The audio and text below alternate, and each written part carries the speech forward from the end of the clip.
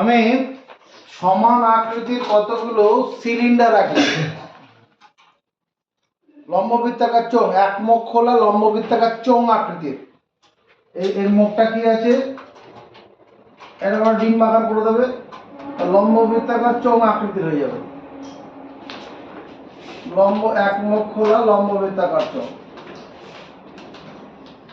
আমরা কি করতে যাচ্ছি, বয়েলের সূত্র পড়াতে যাচ্ছি। বয়েলের সূত্র পড়াবো। এবার এর মধ্যে কি করছি, যদি একটা, এর মধ্যে কি আছে, পুরো বায়ু ভরা আছে, এর মধ্যে পুরো বায়ু গ্যাসের অণুগুলো আছে। এবার এর মধ্যে একটা ঢাকনা ছেড়ে দিচ্ছি। মনে করো একটা 200 গ্রাম ওজনের, 200 গ্রাম ভরের একটা ঢাকনা, 200 গ্রাম ভরের ঢাকনা কিরকম, এরকম গোলাকার বৃত্তাকার একটা ঢাকনা এর মধ্যে ছেড়ে দেবো। এমন ঢাকনাটা এমন মাপের আছে যেটা এর গায়ে গায়ে নিচের দিকে নামবে, অর্থাৎ এইরকম হবে। এরকম নামার পরে এইরকম আটকে যাবে, আর নিচের দিকে যাবে না। এই ঢাকনাটা এরকম হয়ে গেল। 200 গ্রাম ওজনের ঢাকনাটা এখানে আটকে গেল, আর নিচের দিকে যাবে না।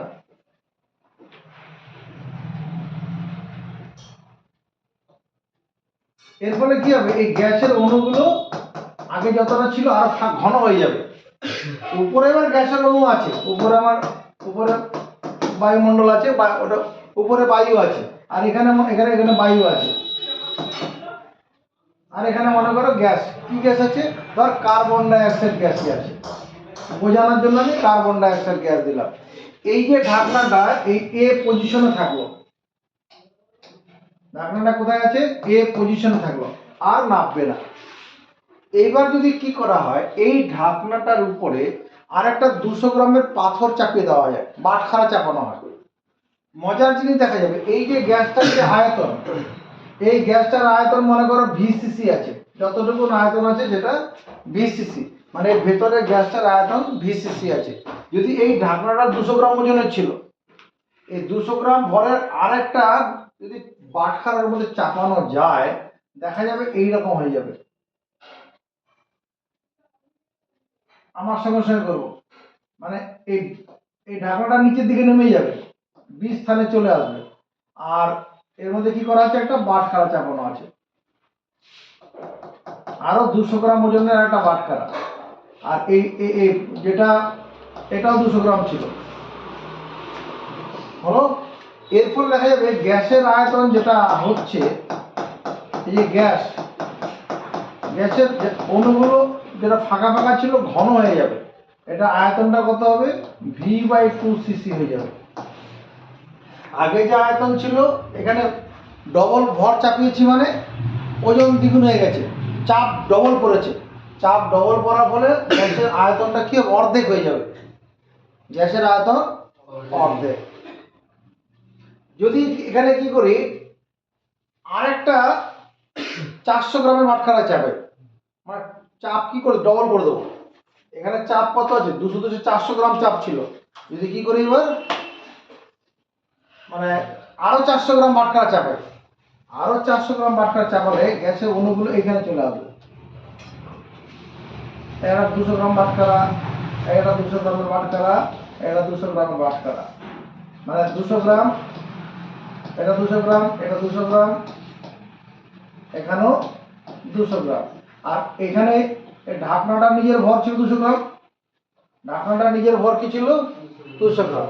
এর ফলে গ্যাসের অণুগুলো কি করবে, আরো ঘন ঘন হয়ে যাবে। আয়তন কত হবে, V/4cc হয়ে যাবে।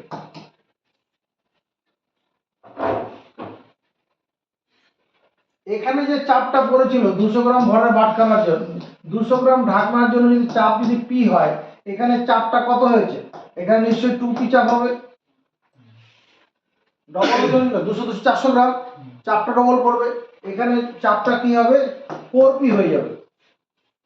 চাপটা কি হয়ে যাবে, একটা মজার জিনিস তাকিয়ে দেখো, চাপ বাড়ানোর ফলে আয়তন কি হচ্ছে, কমে যাচ্ছে।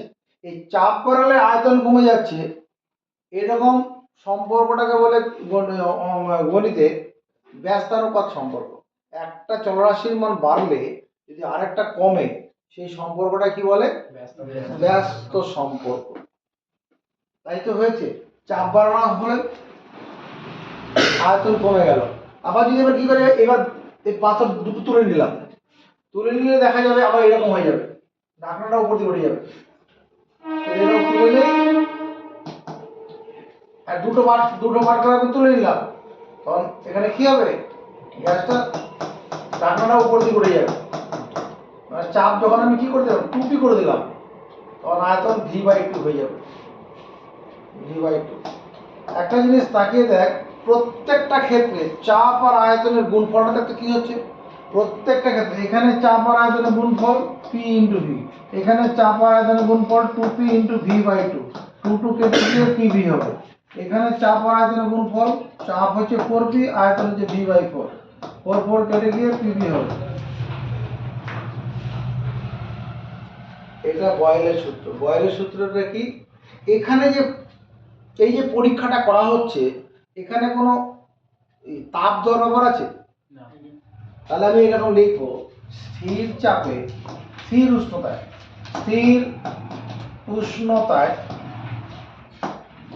নির্দিষ্ট ঘরে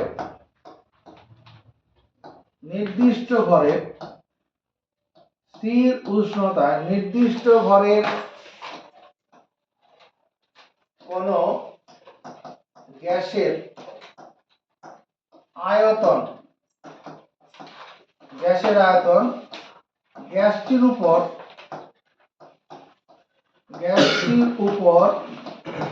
প্রযুক্ত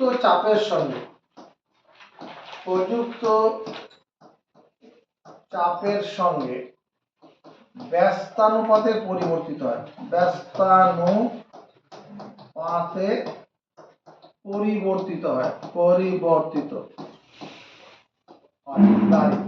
মুখস্থ করো। স্থির উষ্ণতায় মানে বাইরে থেকে কোনো তাপ দেব না, স্থির উষ্ণতায় নির্দিষ্ট ভরের গ্যাস, নির্দিষ্ট ভর বললাম কেন, এই যে ঢাকনাগুলো লাগানো আছে, বাইরে থেকে ভিতরে কোনো গ্যাস লিক করার কোনো ব্যবস্থা নেই, বা ভিতর থেকে গ্যাস বেরোনোর কোনো উপায় নেই।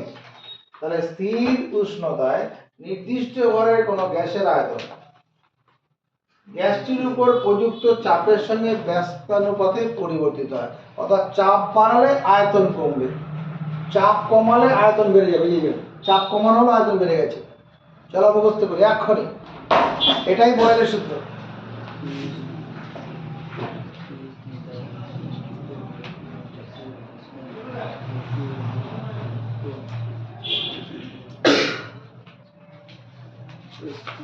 তুমি এখানে চেয়ারে এসে বসো, এখানে চেয়ারে চলে যাও, আমার খাতা তো মাঝে মাঝে দেখে নিতে পারো, ঠিক আছে।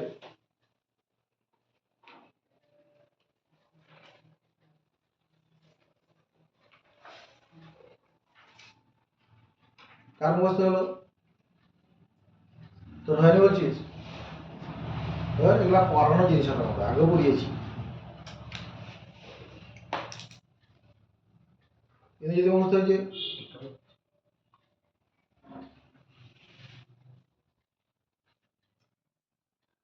উপপাদ্য সব পড়ানো আছে, সব ভিডিও রেকর্ড করা আছে। দুদিনে উপপাদ্য সব পড়ানো হয়েছে, 3 দিন পুরো পড়ানো হয়েছে। একদিন শুধু সংখ্যা টঙ্কাগুলো পড়ানো আছে, তারপরে উপপাদ্য পড়ানো আছে 3 দিন।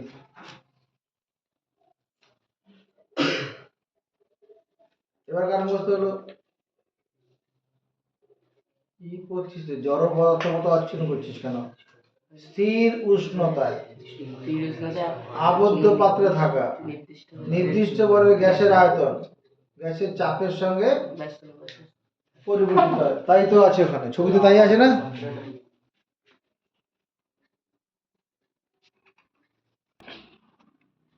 এবার বয়েলের সূত্রটা পড়ার পরে এখান থেকে যে আর প্রশ্নগুলো হয় সেটা হচ্ছে এরকম, বয়েলের সূত্রের সঙ্গে সঙ্গে লেখো, বয়েলের সূত্রের পি বনাম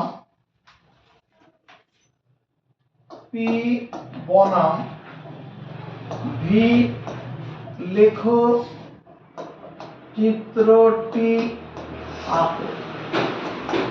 পি এর সঙ্গে ভি এর লেখো চিত্রটা। তাকাবে, এটা মনে করো এক্স অক্ষ আছে আর এদিকে ওয়াই অক্ষ আছে। আমি এক্স অক্ষ বরাবর কি বলছি, ভি দেখো, ভি মানে আয়তন, গ্যাসের আয়তন দেখাবো। আর এই উপর দিয়ে কি চাপ, পি দেখো, পি গ্যাসের চাপ। ওয়াই অক্ষ বরাবর গ্যাসের চাপ আর এক্স অক্ষ বরাবর গ্যাসের আয়তন। এখানে কি হয়, চাপ বাড়ালে কি হয়, আয়তন কমে। তার মানে আমার আর চাপ কমালে আয়তন বাড়বে। এদিকে তাকা, এরকম একটা বক্ররেখা হবে।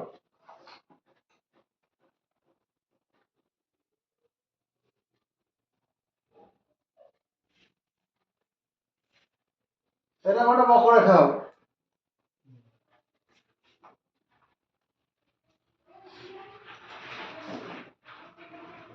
এই বক্ররেখাটা কি দেখতে পাচ্ছি আমরা, যত এবার এক্স অক্ষের ধনাত্মক দিকে যাবে তত এক্স অক্ষের কাছে চলে আসবে।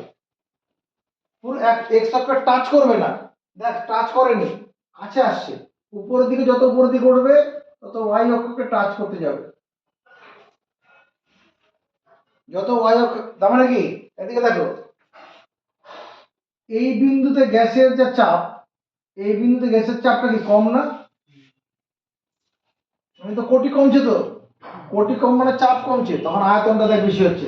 এখানে এখানে যা গ্যাসের আয়তন, এখানে গ্যাসের আয়তন বেশি হবে না? এরকম জায়গায় গ্যাসের আয়তন বেশি হবে। যত ডান দিকে যাবো ধনাত্মক দিকে গ্যাসের আয়তন বেশি।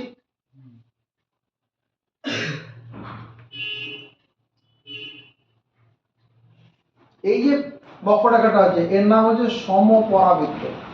সমপরাবৃত্ত। তাহলে পি বনাম ভি লেখচিত্রটা হয় সমপরাবৃত্ত। সমপরাবৃত্ত বোঝা গেছে কিরকম দেখতে হবে? আবার দেখিয়ে দিচ্ছি।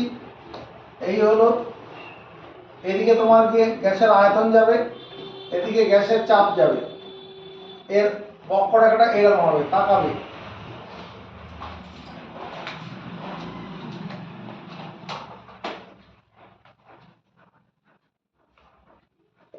এখানে ছেড়ে দাও। মানে যত এক্স অক্ষের দিকে যাবে, ধনাত্মক দিকে যাবে, তত এক্স অক্ষের কাছে আসবে। উপরের দিকেও তাই। এটা এই বৃত্তের নাম কি? সমপরাবৃত্ত। এবার এটা 1 নম্বর হলো। 2 নম্বর হচ্ছে পিভি বনাম পি লেখচিত্র। পিভি বনাম পি লেখচিত্র, এটাও পরীক্ষা দেয়। পিভি বনাম পি লেখচিত্রটা করো। পি আর ভি এর গুণফলটা কি সবসময় ধ্রুবক? তো পি আর ভি এর গুণফলটা কি সবসময় ধ্রুবক। টাকা এদিকে দেবো পি, এক্স অক্ষ বরাবর পি, আর ওয়াই অক্ষ বরাবর কি করব, পি ভি লিখবো। P into V. এক্স অক্ষ বরাবর পি, ওয়াই অক্ষ বরাবর এইরকম দেখতে হবে। এক্স অক্ষের সমান্তরাল সরলরেখা হবে একটা। এটা হচ্ছে পিভি বনাম পি লেখচিত্র।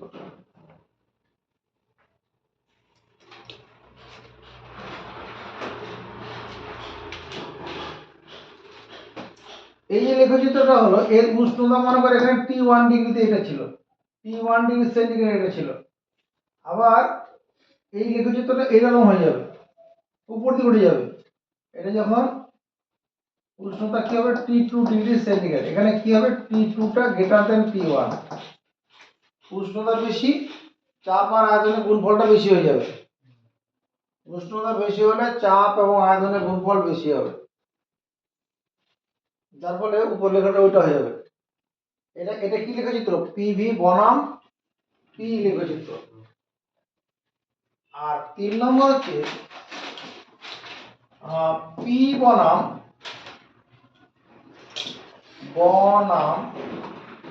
1/v লেখচিত্র।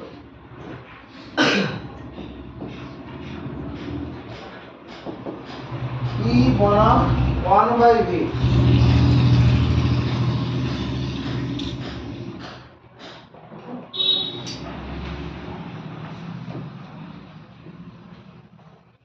এটা মনে করে x ও x ড্যাশ x অক্ষ করলাম, y ও y ড্যাশ। p বনাম 1/v।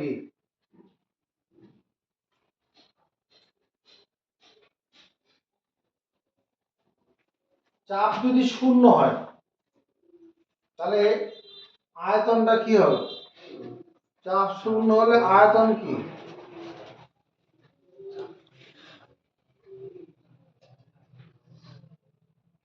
চাপ যদি শূন্য হয়ে যায় আয়তন তো অসীম হবে।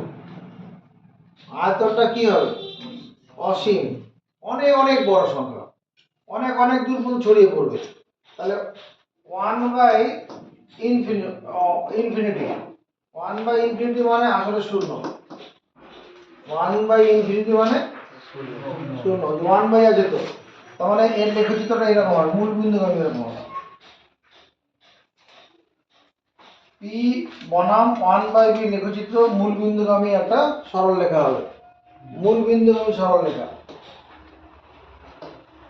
মূল বিন্দুগামী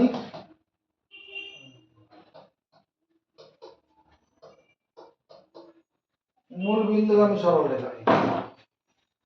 এই পর্যন্ত বুঝেছি। তাহলে পি বনাম ভি লেখচিত্র বলে এটা করব, পি বনাম ভি লেখচিত্র। আর পি ভি বনাম পি লেখচিত্র বললে এটা করব।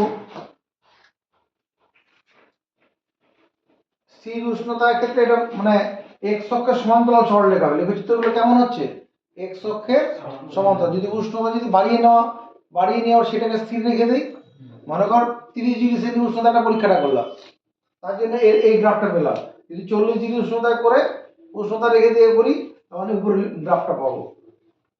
আর পি বনাম 1/v লেখচিত্র হবে এরকম, মূল বিন্দুগামী সরলরেখা হবে। এবার চার্লসের সূত্র। চার্লসের সূত্র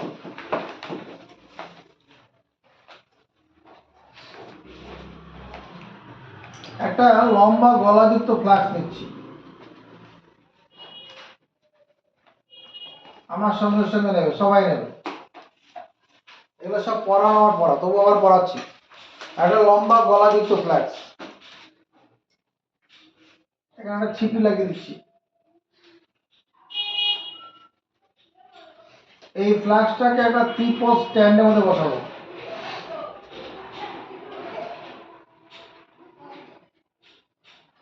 তিনটে 5 স্ট্যান্ডে বসালাম। এখানে স্ট্যান্ড দিয়ে এটাকে বসিয়ে 3-পোল স্ট্যান্ডের মধ্যে বসিয়ে রাখলাম। এর মধ্যে একটা সরু দীর্ঘ কাঁচের নল, দুই মুখ খোলা সরু দীর্ঘ কাঁচ নল, ওই ছিপিটা ছিদ্র করে এর মধ্যে এই নলটা ঢুকে দেবো।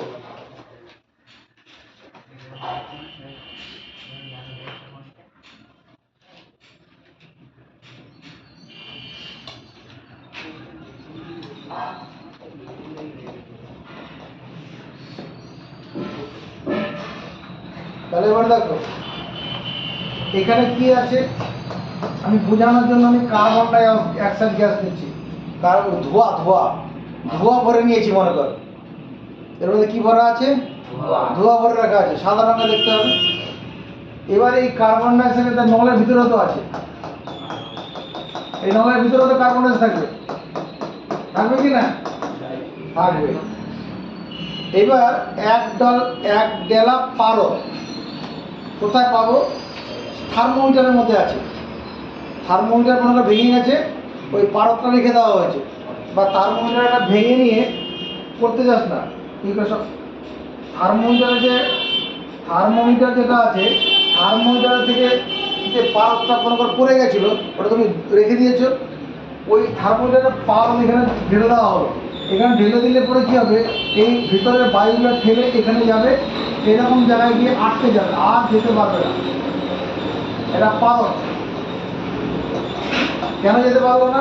এখানে এই ভিতরে যে নলের ভিতরে যে বায়ুটা আছে, বায়ু কী করেছে, এই পারদটাকে উপর দিয়ে ঠেলে রাখছে। পারদ ঢেলেছি, ভাত মারবে, আমি যাচ্ছি, পারদ উপর থেকে ঢেলে দিলাম, ঢেলে দিলে পরে কী হবে, পারদটা এইরকম জায়গায় এসে আটকে গেল। মনে কর এই বিন্দুতে পারদ আটকে গেল। এই অবস্থায় কি আছে? এই অবস্থায় আবদ্ধ পাত্র হয়ে গেছে। আবদ্ধ পাত্র হয়ে গেছে, জিনিস বুঝতে পারছিস? আবদ্ধ পাত্র কী করে, এদিকে তো চিপি লাগানো আছে, আর এখানে এই পারদ রাস্তাটা বন্ধ করে দিল, নলের ভিতর থেকে বায়ু ঢোকা যাওয়ার রাস্তাটা বন্ধ করে দিয়েছে। এবার যদি বুনসেন বার্নার দিয়ে উত্তপ্ত করা হয়, বুনসেন বার্নার দিয়ে এটাকে উত্তপ্ত করা হয়, বুনসেন বার্নার দিয়ে উত্তপ্ত করা হয়, একটা মজার জিনিস দেখা যাবে। কি স্যার মজার জিনিস দেখা যাবে? এই যে পারদ যেটা আছে, এই যে পারদটা উপরের দিকে ওঠা শুরু করে দেবে। পারদটা মনে করে এখানে চলে গেল, এইরকম জায়গায় চলে গেল, এ থেকে বিতে চলে গেল। আবার আরো যখন তাপ পাবে, আরো উপরে চলে যাবে, শীতে চলে যাবে, পারদ আরো উপরে চলে যাবে, শীতে চলে গেল। এবার একটা যদি বোঝাতে, এখানে কি ঘটনাটা ঘটলো, সৌভিক সরকার, কি ঘটনাটা ঘটলো? তাপ দেওয়ার ফলে কি ঘটনাটা ঘটলো? তাপ দেওয়ার ফলে পারদ এ স্থান থেকে পি স্থানে চলে গেছে। তখন এইটুকুন জায়গার গ্যাসের আয়তনটা বেড়ে গেছে।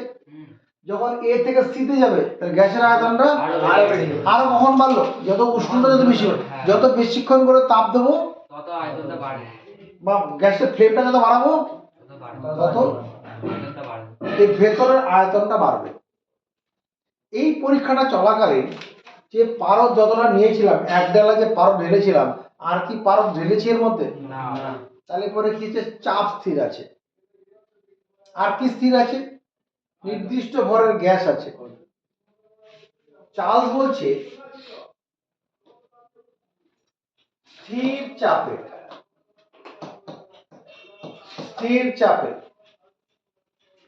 আবদ্ধ পাত্রে থাকা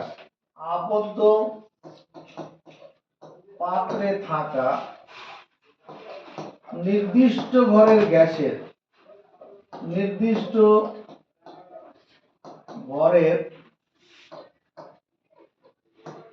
কোন গ্যাসের স্থির চাপে, মানে কোনো অতিরিক্ত কোনো চাপ আর দেওয়া হবে না, যা দেওয়া ছিল প্রথমে সেটাই ফাইনাল। বয়েলের সূত্র কিন্তু যেমন পাথর চাপিয়েছিলাম আবার ঢাকনার উপরে, স্থির চাপে আবদ্ধ পাত্রে থাকা নির্দিষ্ট ভরের কোনো গ্যাসের প্রতি 1 ডিগ্রি সেন্টিগ্রেড উষ্ণতা বৃদ্ধি বা হ্রাসের জন্য প্রতি 1 ডিগ্রি সেন্টিগ্রেড উষ্ণতা বৃদ্ধি বা হ্রাসের জন্য গ্যাসটির 0 ডিগ্রি সেন্টিগ্রেড উষ্ণতায় যে আয়তন থাকে,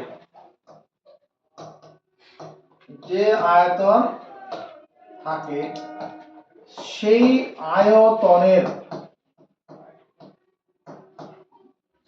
আয়তনের 0 ডিগ্রি সেন্টিগ্রেড উষ্ণতা গ্যাসের একটা আয়তন থাকবে, সেই আয়তনের 1/273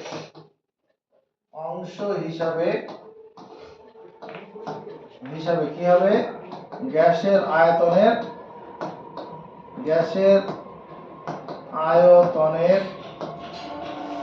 বৃদ্ধি বা হ্রাস পাবে।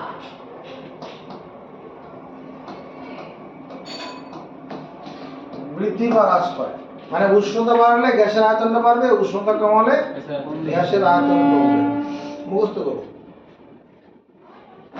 স্থির চাপে আবদ্ধ পাত্রে থাকা নির্দিষ্ট ভরে কোনো গ্যাসের 1 ডিগ্রি সেন্টিগ্রেড উষ্ণতা বৃদ্ধি বা হ্রাসের জন্য গ্যাসটির 0 ডিগ্রি সেন্টিগ্রেড উষ্ণতার যে আয়তন থাকে সেই আয়তনের 1/273 অংশ হিসাবে আয়তনের বৃদ্ধি বা হ্রাস পায়। ব্যাপারটা এরকম, ব্যাখ্যাটা এরকম ভাবে লিখছি। ব্যাখ্যা,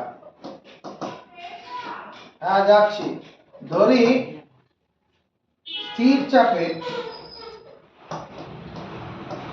চাপে নির্দিষ্ট ভরের গ্যাসের নির্দিষ্ট ভরের কোনো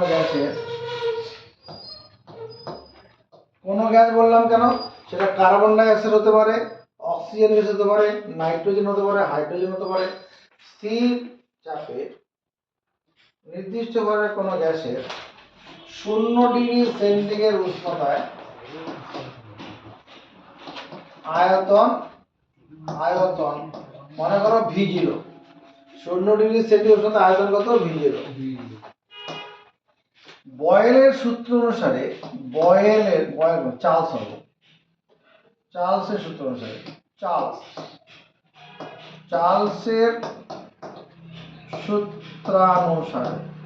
চার্লসের সূত্র কি বলছে? 1 ডিগ্রি সেন্টিগ্রেড উষ্ণতা বৃদ্ধি বা হ্রাসের জন্য গ্যাসটির 0 ডিগ্রি সেন্টিগ্রেড উষ্ণতার যে আয়তন থাকে সেই আয়তনের 1/273 অংশ হিসাবে আয়তনের বৃদ্ধি বা হ্রাস হয়। তাহলে চার্লসের সূত্র অনুসারে 1 ডিগ্রি সেন্টিগ্রেড উষ্ণতা বৃদ্ধিতে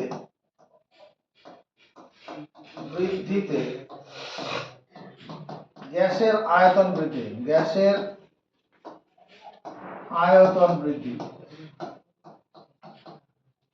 1 ডিগ্রি সেন্টিগ্রেড উষ্ণতা বৃদ্ধিতে গ্যাসের আয়তন কত বাড়বে? বয়েলের সূত্র অনুসারে 0 ডিগ্রি সেন্টিগ্রেড উষ্ণতা আয়তন কত? V0 এর 1/273। তাই তো বলেছে না, 0 ডিগ্রি সেন্টিগ্রেড যে আয়তন থাকে সেই আয়তনের 1/273 অংশ বৃদ্ধি পাবে। তাহলে 1 ডিগ্রি সেন্টিগ্রেড উষ্ণতায় গ্যাসের আয়তন দাঁড়াবে কত? গ্যাসের আয়তন সমান V0 এর 1/273। যতটুকু পড়ালাম এটুকু নাকি লেখাগুলো দেখতে থাকো, বইতে আছে, বাকি ব্যাখ্যাটা দেখো। উষ্ণতা বাড়ালে গ্যাসের আয়তন বাড়ে।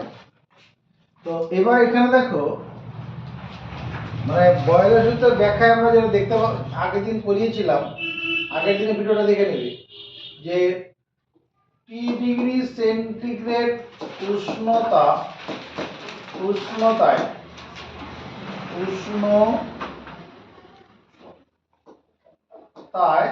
T ডিগ্রি সেন্টিগ্রেড উষ্ণতায় গ্যাসের আয়তন, অয়নের কি মনে আছে?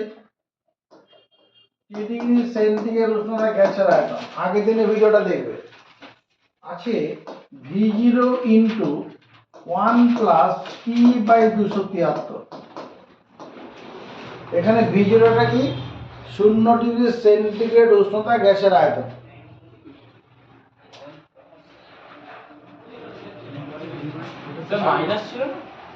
আর -T ডিগ্রি সেন্টিগ্রেড উষ্ণতায় গ্যাসের আয়তন কত?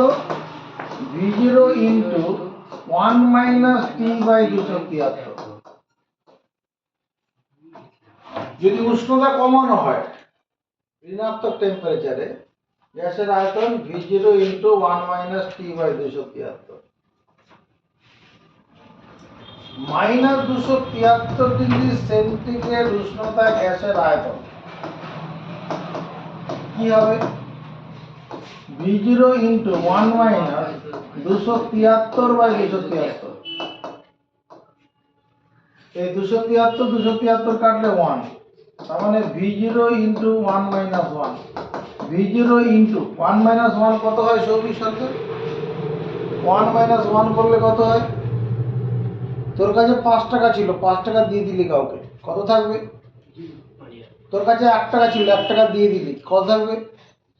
তাহলে এখানে কত হবে? 0। তাহলে শূন্যর সঙ্গে যদি কিছু গুণ করা তার শূন্য হয়ে যাবে। তাহলে গ্যাসের আয়তনটা কি হচ্ছে? -273 উষ্ণতা কমালে আয়তন কমবে, ঘটনা ঠিক। তাহলে -273 সেন্টিগ্রেড উষ্ণতা কি হচ্ছে? গ্যাসের আয়তন শূন্য হয়ে যাচ্ছে, থাকছে না।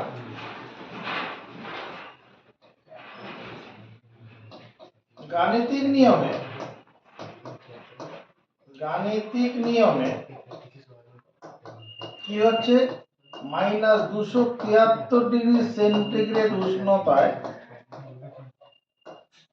গ্যাসের আয়তন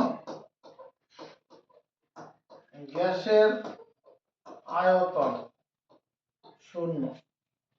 গাণিতিক নিয়মে -273 উষ্ণতায় গ্যাসের আয়তন কি হচ্ছে? শূন্য হচ্ছে না? তাই তো হচ্ছে, অঙ্কের ক্ষেত্রে তাই হচ্ছে। এই কারণে -273 উষ্ণতাকে বলে পরম শূন্য উষ্ণতা। -273 উষ্ণতাকে বলে পরম শূন্য উষ্ণতা। এর থেকে কম উষ্ণতা পৃথিবীর কোথাও অস্তিত্ব নেই। তবে বাস্তবে কি এটা হয়? গ্যাসের আয়তন কমালাম, গ্যাসের উষ্ণতা কমালাম, আয়তন কমবে।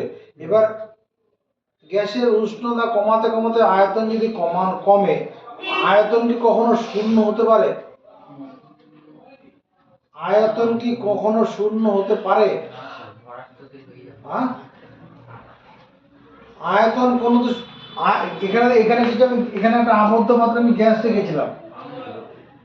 দেখা, এই একটা পাত্র ছিল, মানে এরকম, এখানে ঢাকনা লাগানো থাকুক,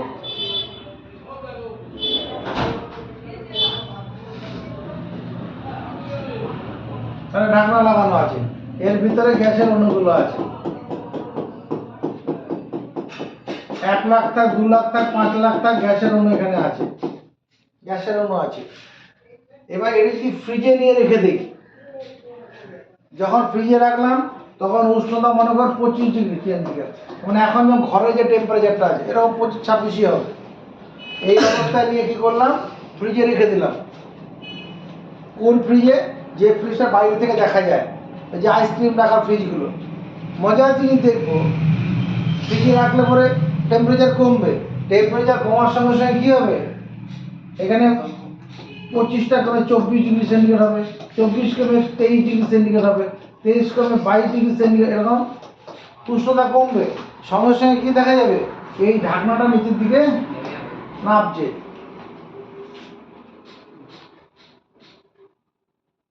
যেখানে মাইনাস টেম্পারেচার নেমে যায়, এরকম আছে। সব দক্ষিণ মেরুতে চলে যাও, বা এমনি উত্তর মেরুতে যদি চলে যাই আমরা একদম টপের দিকে, ওখানে উষ্ণতা কি হয়? কমে যায়, -30-40 ডিগ্রি হয়ে যায়। সিয়াচিন গ্লেসিয়ারেও ওরকম হয়। হ্যাঁ, আমাদের যে কাশ্মীরের যে উপরের দিকটা অংশটা যেটা আছে, সিয়াচিন গ্লেসিয়ার, ওখানে উষ্ণতা কমে যায়, মানে -30 ডিগ্রি সেন্টিগ্রেড হয়ে যায়, 40 ডিগ্রি হয়ে যায়। যে আমরা ওখানে দক্ষিণ মেরুতে যাই, -60-70 ডিগ্রি হয়ে যায়। তাহলে উষ্ণতা কমলে পরে কি হবে? মনে কর -70 ডিগ্রি সেন্টিগ্রেড উষ্ণতা, এখানে ঢাকনাটা এখানে চলে গেছে, -70-এ ঢাকনাটা এইরকম জায়গায় চলে গেছে, -70 ডিগ্রি সেন্টিগ্রেড উষ্ণতা, ঢাকনাটা এখানে চলে গেল। তার মানে গ্যাসের অণুগুলো তখন এইরকম হয়ে যাবে।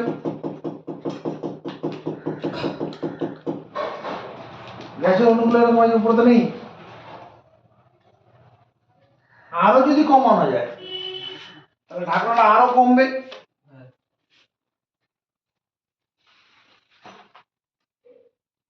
মনে করি -150 ডিগ্রি সেন্টিগ্রেড হলো, তখন এই ঢাকনাটা এরকম জায়গায় চলে যাবে, হলো। আরো যদি উষ্ণতা কমে, গ্যাস আর গ্যাস থাকতে পারে না, হয়ে যায় তরল।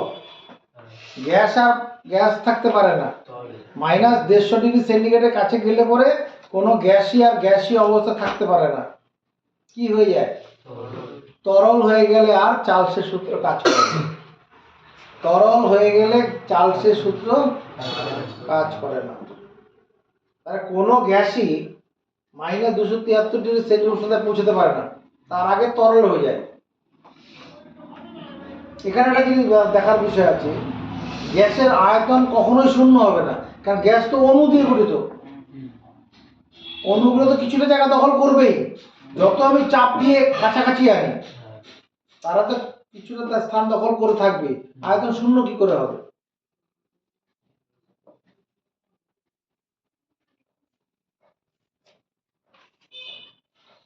আমার যেটা দাঁড়াচ্ছে, গাণিতিক নিয়মে -273 ডিগ্রি সেন্টিগ্রেড উষ্ণতায় গ্যাসের আয়তন শূন্য হয়। এই কারণে -273 ডিগ্রি সেন্টিগ্রেড উষ্ণতাকে পরম শূন্য উষ্ণতা বলে।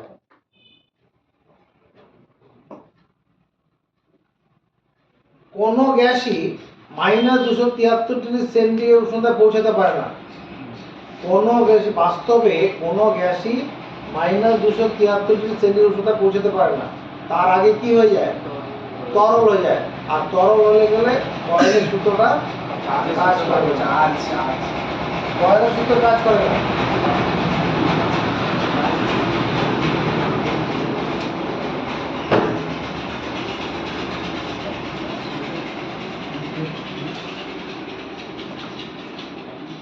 গ্যাসের উষ্ণতা কমাতে থাকলে, গ্যাসের উষ্ণতা কমাতে থাকলে গ্যাসের উষ্ণতা কমাতে থাকলে কি ঘটবে? আয়তন কমতে থাকবে। আয়তন কমতে থাকে, এটা ঘটনা। গ্যাসের উষ্ণতা কমাতে থাকলে গ্যাসের আয়তন কমতে থাকে।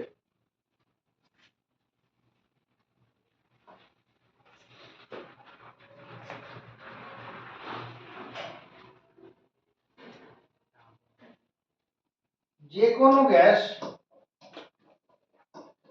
-273 ডিগ্রি সেন্টিগ্রেড উষ্ণতা পৌঁছানোর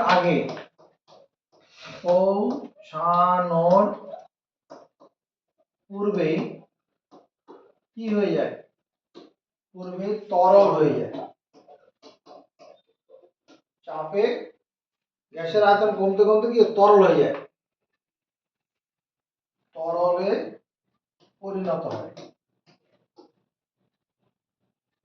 তরলে পরিণত হয়। আর তরলের ক্ষেত্রে চার্লসের সূত্র প্রযোজ্য নয়। তরলের ক্ষেত্রে চার্লসের সূত্র প্রযোজ্য নয়। তরলের ক্ষেত্রে চার্লসের সূত্র প্রযোজ্য নয়। চার্লসের সূত্রটা প্রযোজ্য নয়।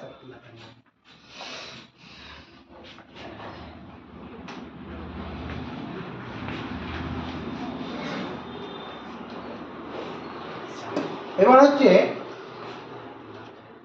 উষ্ণতা, আমাদের যে সেলসিয়াস স্কেল যেগুলো আছে, একটা ডাক্তারি থার্মোমিটার আমরা যে জানি, আর একটা সেলসিয়াস থার্মোমিটার কি আছে, 0 ডিগ্রি সেন্টিগ্রেড থেকে 100 ডিগ্রি সেন্টিগ্রেড পর্যন্ত দাগ কাটা থাকে।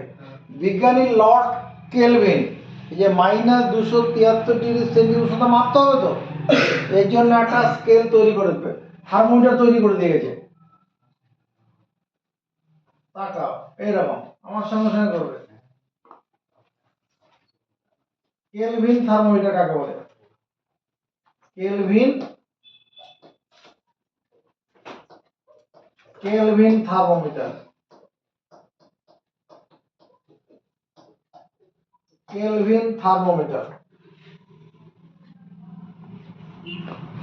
এরই পাশে আরেকটা একই রকম সাইজের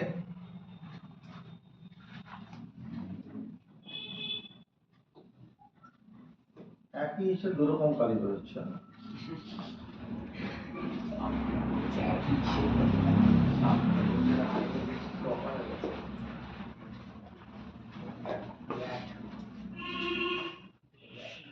দুটো থার্মোমিটার একই রকম সাইজের করলাম।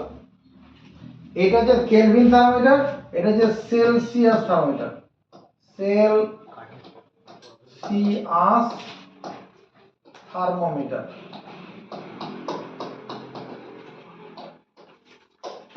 Celsius thermometer.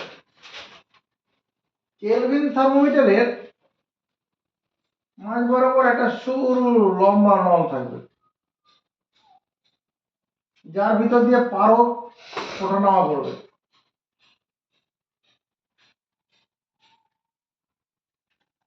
এখানেও তাই।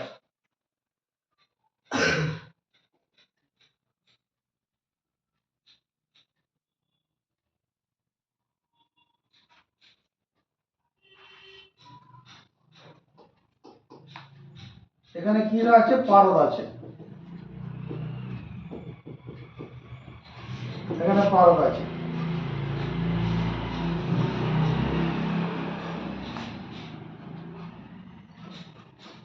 এই বরাবর পাটটা হচ্ছে -273 ডিগ্রি।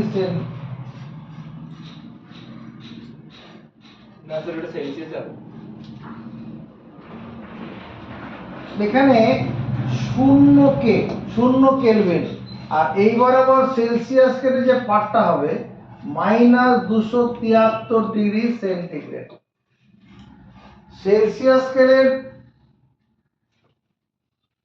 যেখানে পাট -273, কেলভিন স্কেলে পাট কত? 0 হলো। এবার তাকা, এটা -73, -272, 271, 270, 269, 68, 67, 66, 65, 64। এটা কত? এটা মনে করো -263 ডিগ্রি সেন্টিগ্রেড। এইটা তাহলে এখানে 10টা 1 ডিগ্রি করে উপরের দিকে উঠেছে, 1 ডিগ্রি সেন্টিগ্রেড উপরে। এখানেও তাই। এখানে কি করব?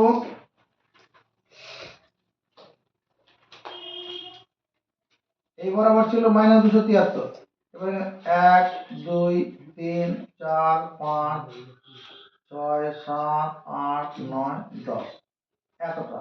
এটা কত হবে? 10 কেলভিন। 10 কেলভিন। তাহলে সেলসিয়াস স্কেলের 10 ডিগ্রি সেন্টিগ্রেড যতটা উচ্চতা পারদ উঠবে, কেলভিন স্কেলও 10 কেলভিন উষ্ণতার জন্য ততটা পরিমাণ পারদ উপরের দিকে উঠবে। হলো। এবার এখান থেকে আবার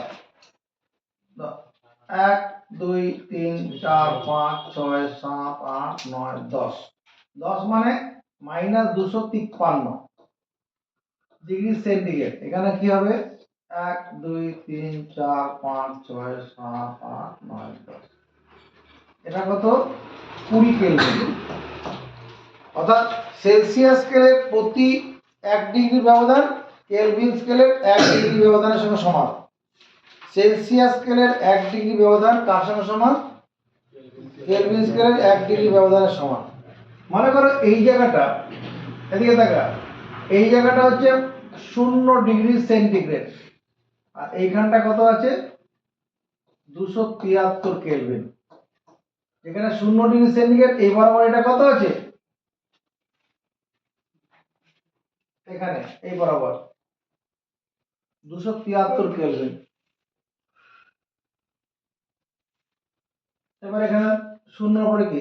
1 2 3 4 5 6 7 8 9 10।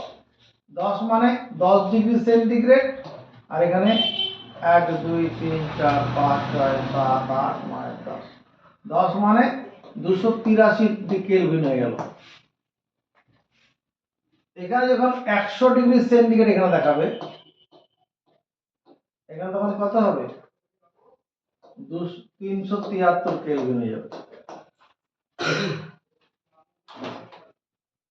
373 কেলভিন এই পর্যন্ত।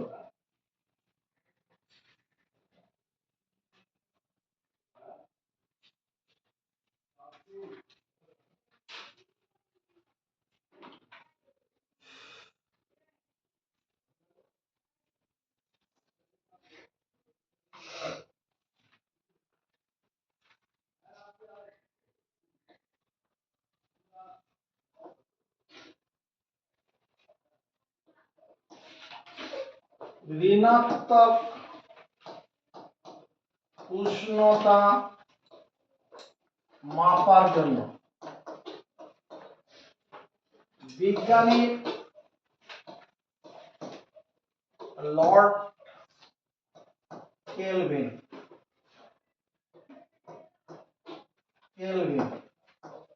ঋণাত্মক উষ্ণতা মাপার জন্য -20°C, -200°C, এরকম আর কি, -70°C, বিজ্ঞানী লর্ড কেলভিন মানে ঋণাত্মক উষ্ণতা মাপার জন্য বিজ্ঞানী লর্ড কেলভিন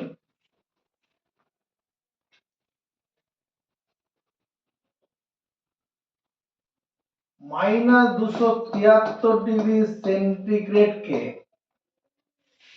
0 কেলভিন ধরে এবং প্রতি 1°C উষ্ণতার ব্যবধান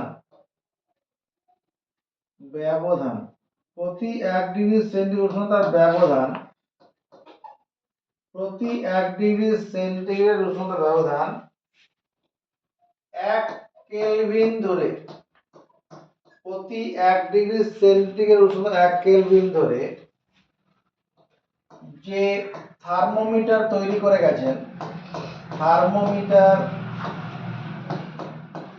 করে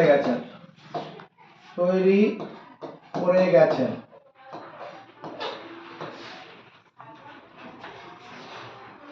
বিজ্ঞানীর ঋণাত্মক উষ্ণতা মাপার জন্য বিজ্ঞানী লর্ড কেলভিন -273°C উষ্ণতাকে 0 কেলভিন ধরে এবং প্রতি 1° উষ্ণতা ব্যবধান 1 কেলভিন ধরে যে থার্মোমিটার তৈরি করে গেছেন তাকে বলে কেলভিন থার্মোমিটার।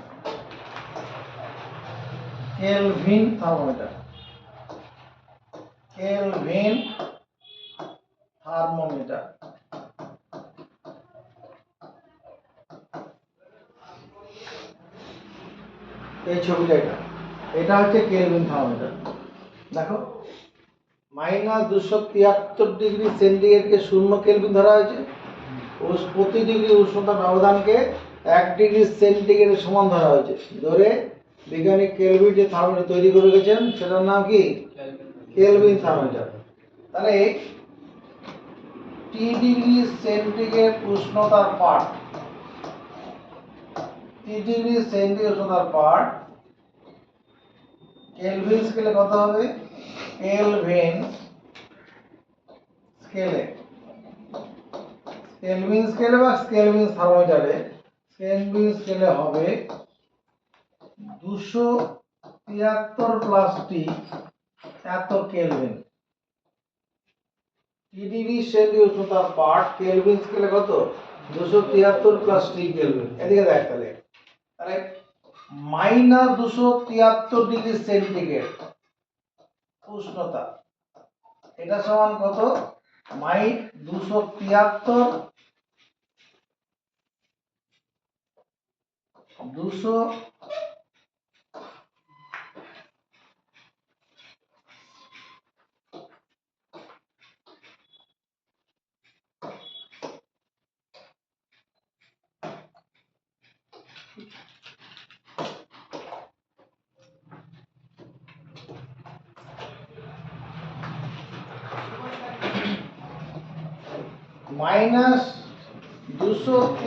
-273°C উষ্ণতা সমান কত? 273 আর T এর জায়গায় -273 বসাবো, এত কেলভিন, এটা সমান 0 কেলভিন। দেখো তাই আছে থার্মোমিটার স্কেলে। যদি -263 ডিগ্রি সেন্টিগ্রেড হয়, উষ্ণতা সমান কেলভিন স্কেলে কত? 273 - 263, এত কেলভিন সমান 10 কেলভিন। তাই থার্মোমিটার স্কেলে দেখেছি। যখন 0 ডিগ্রি সেন্টিগ্রেড উষ্ণতা, কেলভিন স্কেলে কত? 273 প্লাস 0, এত কেলভিন মানে 273 কেলভিন। যদি মনে কর 27 ডিগ্রি সেন্টিগ্রেড হয়, 27 ডিগ্রি সেন্টিগ্রেড উষ্ণতা পাওয়া, কেলভিন স্কেলে কত হবে? 273 প্লাস 27 কেলভিন মানে 300 কেলভিন। 27 ডিগ্রি সেন্টিগ্রেড মানে কেলভিন স্কেলের পার্ট কত হচ্ছে? 300 কেলভিন হচ্ছে।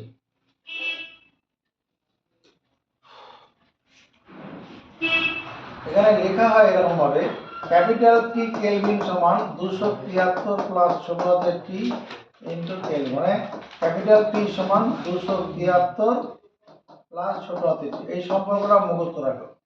এই বড় হাতের টি মানে কেলভিন স্কেলের পার্ট বোঝানোর জন্য, আর ছোট হাতের টি মানে সেন্টিগ্রেড সেলসিয়াস স্কেলের পার্ট বোঝানোর জন্য।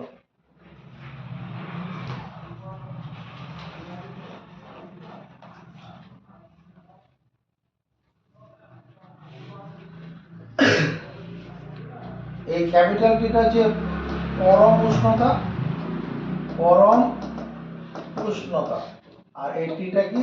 সেলসিয়াস উষ্ণতা, সেলসিয়াস উষ্ণতা। বেশ, এবার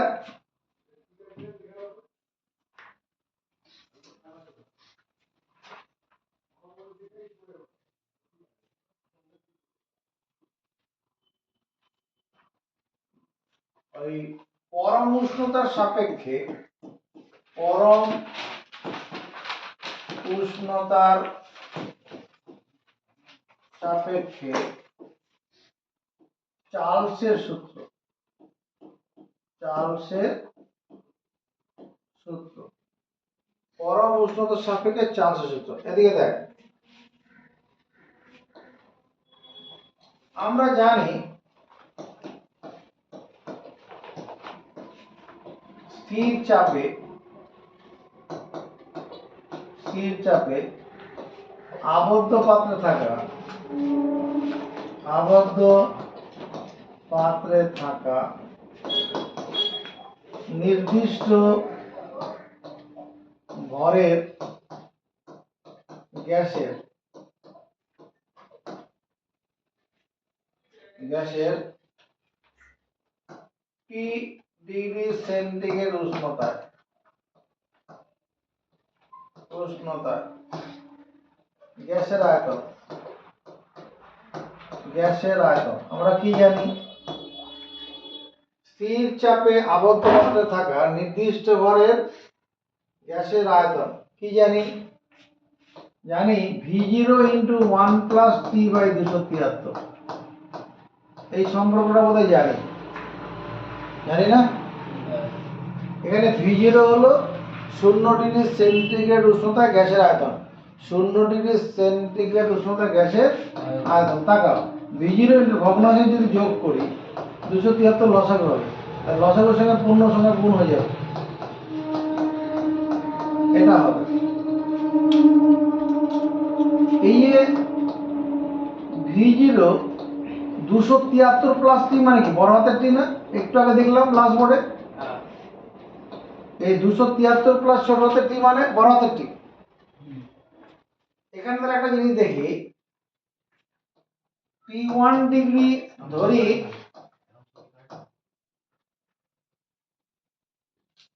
ধরি T1 ডিগ্রি সেন্টিগ্রেড উষ্ণতায়,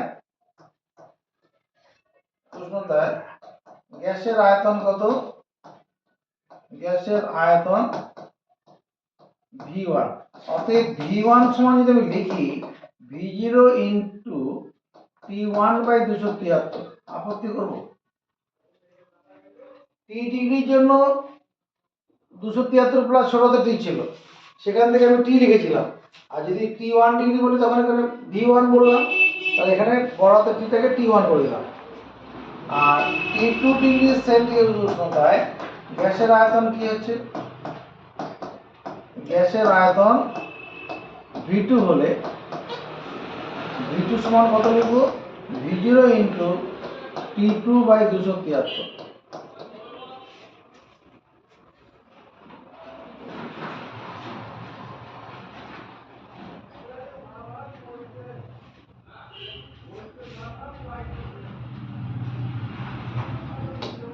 এটাকে 1 নম্বর দিলাম, এটাকে 2 নম্বর দিলাম। 1/2 করে পাই। V1 by V2 equal to V0 into T1 by 273 V0 into T2 by 273। এটা দাঁড়াবে কি না? এখানে V0 কি 0 ডিগ্রি সেন্টিগ্রেড উষ্ণতা গ্যাসের আয়তন কেটে দিলাম। V1 by V2, তাহলে উপরে T1 by 273 তো হলোই, আর নিচেরটা উল্টে দাও, উপরে 273 by T2 কেটে যাবে। তাহলে V1 by capital T1 equal to V2 by capital T2। এদের সম্পর্ক সমান কি না?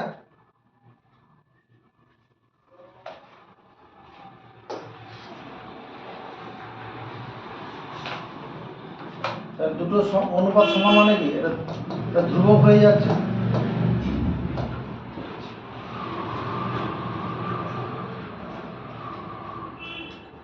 অতএব কি হবে? আয়তন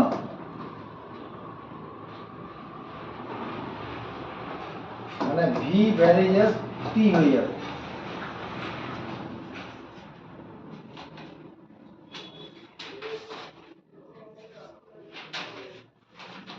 সমানুপাত সম্পর্ক। তাহলে কি লিখবো? এরকম স্থির চাপে আবদ্ধ পাত্রে থাকা নির্দিষ্ট ভরের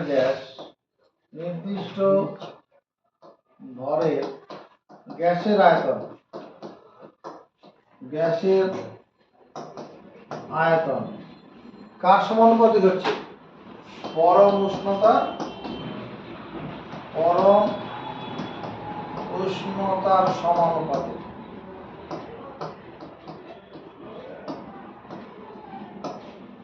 স্থির চাপে আবদ্ধ পাত্রে থাকা নির্দিষ্ট ভরের গ্যাসের আয়তন পরম উষ্ণতার সমানুপাতিক। উষ্ণতা বাড়ালে আয়তন বাড়বে, উষ্ণতা কমালে আয়তন কমবে।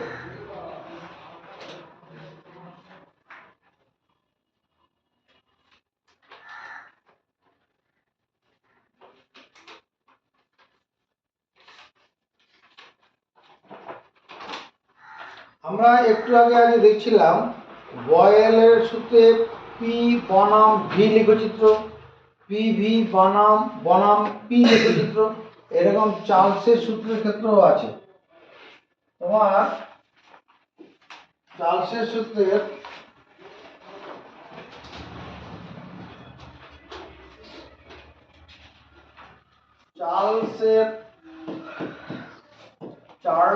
সূত্রের তোমার V বনাম ক্যাপিটাল T লেখচিত্র, এটা কেমন দেখাতে বলবে?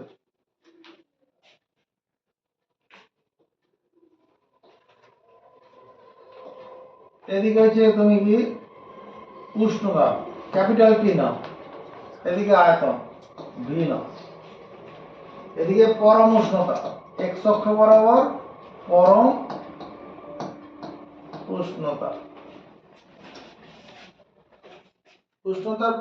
সবচেয়ে কম উষ্ণতা তো 0 কেলভিন। এবার যখন 0 কেলভিন উষ্ণতা হবে তখন গ্যাসের কিছু একটা আয়তন থাকবে, তো আয়তন মানে গাণিতিক নিয়মে 0 হয়ে যাওয়ার কথা, বাস্তবে তো সেটা হবে না। সেই জন্য এখানে কিছুটা গ্যাপ দেবো, এখানে ডট দেবো, ডট দেওয়ার পরে এরকম চলে যাবো। মনে কর মাইনাস, এখানে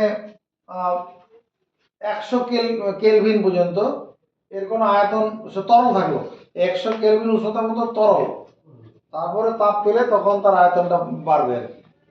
এটা হচ্ছে ভি বনাম টি লেখচিত্র। এখানে ডট ডট দিয়েছি মানে মানে ধরো -200 কেলভিন, -200 ডিগ্রি সেন্টিগ্রেড বা 200 ডিগ্রি সেন্টিগ্রেড মানে কি 200 ডিগ্রি সেন্টিগ্রেড উষ্ণতা মানে এটা মানে 273 ও -273 সেন্টিগ্রেড, 273 - 200 এত কেলভিন মানে 73 কেলভিন, 73 কেলভিন উষ্ণতা মনে করে এরকম জায়গায় তখনও তরলই আছে আর কি। তারপরে যখন এরপরে গ্যাস হয়ে যাবে, গ্যাস হলে তখন চার্লসের সূত্রটা চলবে, উষ্ণতা বাড়বে আয়তন বাড়বে, উষ্ণতা বাড়বে আয়তন বাড়বে, আর এই জায়গাটুকুর মধ্যে এটা তরল অবস্থায় আছে। নেক্সট ভি বনাম টি লেখচিত্র। ভি বনাম টি, টি মানে এটা সেলসিয়াস স্কেলের পার্ট, সেলসিয়াস স্কেলের পার্ট, এক্স ও এক্স ড্যাশ, ওয়াই ও ওয়াই ড্যাশ।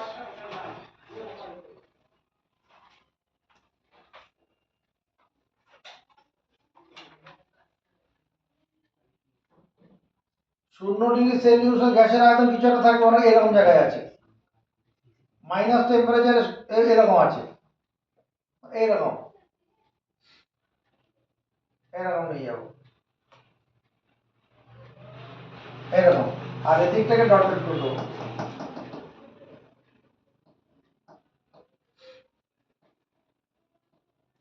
-273, -273 যখন হয়ে যাবে তখন উপরের দিকটা আয়তন আর এদিক থেকে উষ্ণতা,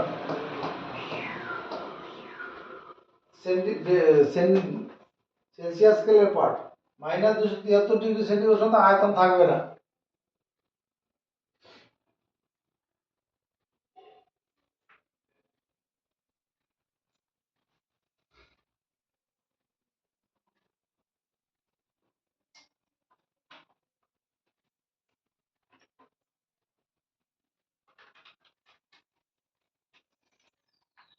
আমাদের পরীক্ষায় বহুবার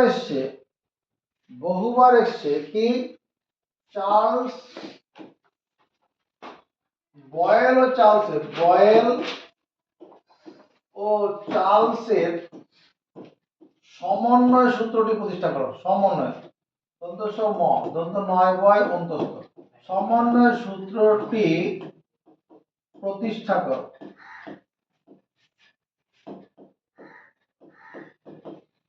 চার্লস ও বয়েলের সমন্বয় সূত্রটি প্রতিষ্ঠা করো, যে সূত্রটা থেকে আমাদের অঙ্ক করতে লাগবে। তুমি পেন স্টক রাখো, এবার ওর দিকে তাকাও। ধরি পি চাপে ক্যাপিটাল টি উষ্ণতায় কোনো আবদ্ধ পাত্রে থাকা গ্যাসের আয়তন ভি। চলো মুখস্থ করি। ধরি পি চাপে টি উষ্ণতায়, এখানে টি উষ্ণতা মানে টি কেলভিন উষ্ণতায়, পরম উষ্ণতার পার্ট এটা, কোন আবদ্ধ পাত্রে থাকা গ্যাসের আয়তন ভি, কিছু একটা আয়তন তো হবে। এবার বয়েলের সূত্র অনুসারে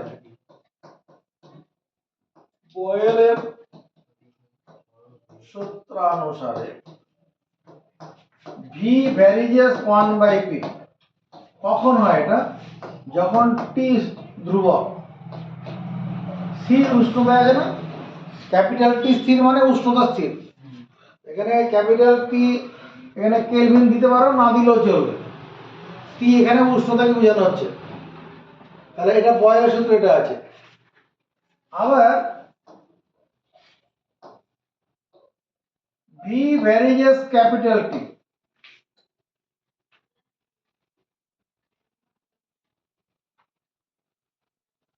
ভি ভ্যারিজেস, এটা চার্লসের সূত্রে আছে না, চার্লসের সূত্র থেকে পেয়েছি না এটা। এটা কখন? যখন পি স্থির, চাপ স্থির, যখন চাপ স্থির। যৌগিক ভেদের নিয়ম অনুসারে, যৌগিক ভেদের নিয়ম অনুসারে, এই ক্লাস 10 এর যৌগিক ভেদ আছে, যখন ভেদ পড়াবো তখন ব্যাপারটা পরিষ্কার হবে, বুঝবে। এখন মেনে নিতে হবে যৌগিক ভেদের নিয়ম অনুসারে পি ভ্যারিজেস 1/p আর ভি ভ্যারিজেস টি, নিয়ম অনুসারে V varies as 1/p into capital P হবে। বাঁদিকে দুটো ভির মধ্যে একটা ভি হবে, আর ডান দিকটা এই দুটো গুণ হয়ে যাবে। ভি সমান কে ইন্টু 1/p ইন্টু টি। এখানে কে হলো অশূন্য ভেদ ধ্রুবক, কে হলো অশূন্য ভেদ ধ্রুবক, যার মান গ্যাসের ভরের উপর নির্ভর করে, ভরের উপর নির্ভর করে। মুখস্থ করো, এইটুকু মুখস্থ করো।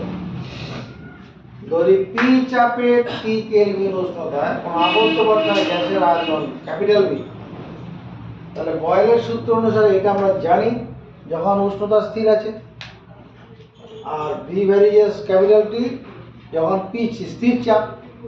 দুটোকে একসঙ্গে করছি, যৌগিক ভেদের নিয়ম। এখান থেকে আমি কি পাচ্ছি? P V by capital P, এটা সমান কে হচ্ছে, বর্গমূল করো, এই পিটা এখানে চলে আসবে আর টিটা নামিয়ে দিলাম। পি ভি বাই টি সমান কত? Capital P. তাহলে P1 চাপে, T1 উষ্ণতায়, আয়তন V1 হলে, ইন্দ্রজিৎ V1 হলে কি লেখা যাবে? P1 চাপে T1 উষ্ণতা আয়তন V1 হলে কি লেখা যাবে? P1 V1 by capital T1, এটা সমান কি লেখা যাবে কিনা? P2 চাপে T2 উষ্ণতায় আয়তন V2 হলে কি লেখা যাবে?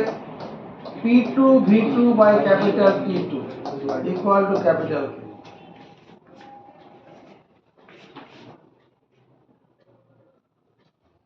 এই দুটোকে একসঙ্গে কি হবে?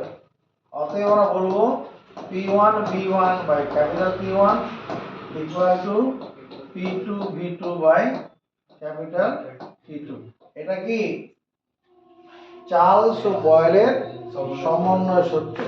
ইহা হলো চার্লস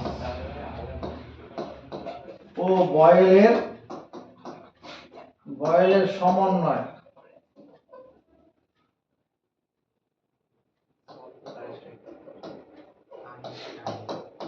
চার্লস ও বয়েলের সমন্বয় সূত্র।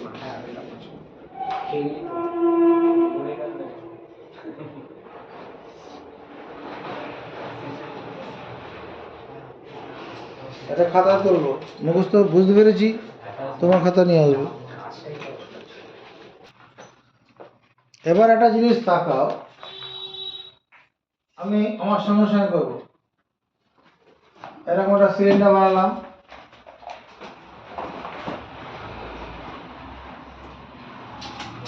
এখানে একটা ঢাকনা লাগিয়ে রাখলো। ঢাকনাটা কি এমনই যে ঢাকনা যেটা কি করতে পারে, এই একমুখ খোলা যে চোঙটা আছে তার মধ্য দিয়ে ওঠানামা করতে পারবে। সাইড দিয়ে কোনো লিকেজ কিছু নেই, সাইড দিয়ে কোনো লিকেজ নেই। এটা আছে, ঢাকনা আছে, এখানে গ্যাসের অণুগুলো আছে।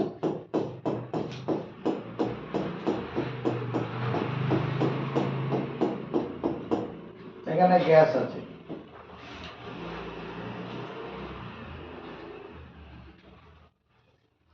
এবার দেখো স্থির চাপে, চাপ স্থির, চাপ কখন স্থির থাকবে? এই ঢাকনাটার উপরে আর কোনো বাটখারা চাপাবো না, তাহলে চাপ স্থির হবে কিনা? এই ঢাকনার উপরে কোনো বাটখারা, তাহলে চাপ স্থির। স্থির উষ্ণতায়, স্থির উষ্ণতায় কখন হবে? এটা কোনো হিটার, এর কাছে কোনো হিটার নিয়ে যাব না, এর কাছে কোনো হিটার। এবার তাকায় দিকে, ইনজেকশন সিরিঞ্জ আছে, এটা একটা ইনজেকশনের সিরিঞ্জ।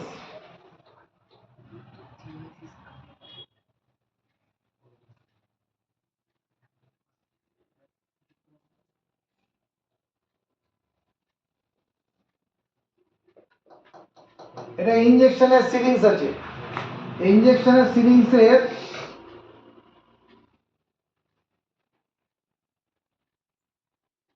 তোমার এখানে তো সুচটা থাকবে, সুচটা আছে। এখানে কি আছে? এখানে যদি মনে হয় গ্যাস আছে, এর মধ্যে গ্যাসই আছে তো, বা এর মধ্যে যদি কার্বন ডাই অক্সাইড গ্যাস থাকে, এর মধ্যে মনে হয় তুমি কার্বন ডাই অক্সাইড গ্যাস নিয়ে নিলে, কার্বন ডাই অক্সাইড গ্যাস। এবার যদি এইখানে একটা মনে কর এই এই এই পাত্রটা রাবারের মনে কর, তাহলে এই সুচ ফুটো করে দিয়ে, এই সুচটা একটু ঢুকিয়ে দিয়ে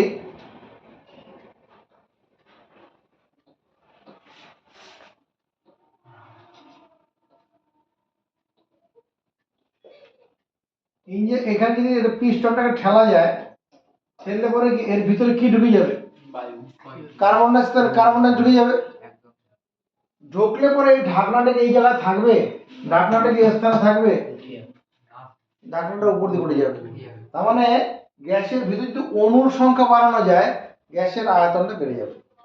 আবার যদি ইনজেকশন দিয়ে গ্যাসটাকে টেনে সাকশন করে বের করে নেওয়া যায়, আবার ঢাকনাটা নিচে দিকে চলে আসে। তার মানে গ্যাসের আয়তন অণুর সংখ্যার সঙ্গে পরিবর্তিত হয়। গ্যাসের মধ্যে যে অণু আছে, সেই অণুর সংখ্যার সঙ্গে পরিবর্তিত হয়। অণুর সংখ্যার সঙ্গে কীভাবে পরিবর্তিত হবে? গ্যাসের আয়তন গ্যাসের মোল সংখ্যার সঙ্গে সমানুপাতিক। এবার বলি মোল সংখ্যা কি স্যার? সেটা আগে পড়াবো, তারপরে অ্যাভোগাড্রোর সূত্রটা পড়াবো। গ্যাসের আয়তন গ্যাসের অণুর সংখ্যার সঙ্গে, যদি চাপ স্থির থাকে, উষ্ণতা স্থির থাকে, চাপ এবং উষ্ণতা স্থির থাকলে গ্যাসের আয়তন অণুর সংখ্যার সঙ্গে পরিবর্তিত হয়। এটা কি মাথায় ঢোকাতে পেরেছি? ইনজেকশন সিরিঞ্জ যদি গ্যাস ঢোকানো যায় এখানে, সুস্থ রাবারে যদি গাটা থাকে, তাহলে একটুখানি চিন্তা করে রাবারটা নলটা বের করে নিলেও গ্যাস বেরোতে পারবে না, রাবার তো সরু তো সুচ, সেই সুচটা বের করে নিলেও মুখটা বন্ধ হয়ে যাবে, গ্যাস বেরোতে পারবে না। এবার আমরা এই গ্যাসের অণুর সংখ্যা বাড়লে গ্যাসের আয়তন বাড়ে, এটা বোঝানোর জন্য আমরা কি করছি, তোমার গ্রাম অণু বলে একটা শব্দ আছে, গ্রাম অণু বা মোল সংখ্যা, মোল, মোল এটা কাকে বলে সেটা বুঝবে। এবার দেখো, এই কথাটা কোনদিন শুনেছি? আণবিক গুরুত্ব, আণবিক গুরুত্ব কথাটা শুনেছি? শুনিসনি? তাহলে এখন শুনে নে, স্টপ রাইটিং। আণবিক গুরুত্ব, আণবিক গুরুত্ব পড়তে গেলে পারমাণবিক গুরুত্বটা আবার পড়তে হবে। আগে এটা পড়ি, আণবিক গুরুত্ব পড়নি, ঠিক আছে, দুঃখ নেই। এবার পারমাণবিক গুরুত্ব, পারমাণবিক গুরুত্ব, পারমাণবিক গুরুত্ব পড়ার পরে আণবিক গুরুত্ব পড়ব, তারপরে ওই গ্রাম অণু বা মোলে যাব। স্টপ রাইটিং বলেছি, নজর ফোকাস বোর্ডের দিকে রাখো। পারমাণবিক গুরুত্ব, এর আরেকটা নাম হচ্ছে পারমাণবিক ভর, পারমাণবিক ভর, পারমাণবিক গুরুত্ব বা পারমাণবিক ভর কাকে বলছি?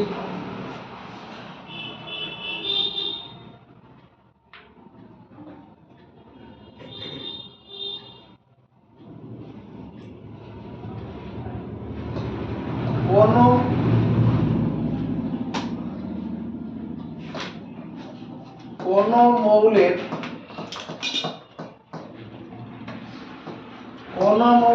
একটি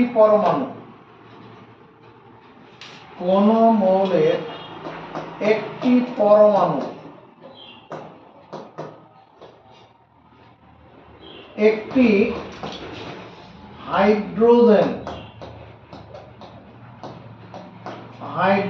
মৌলের পরমাণুর ভরের যত গুণ। কোন মৌলের একটি পরমাণু একটি হাইড্রোজেন মৌলের পরমাণুর ভরের যত গুণ, সেই তুলনামূলক সংখ্যাকে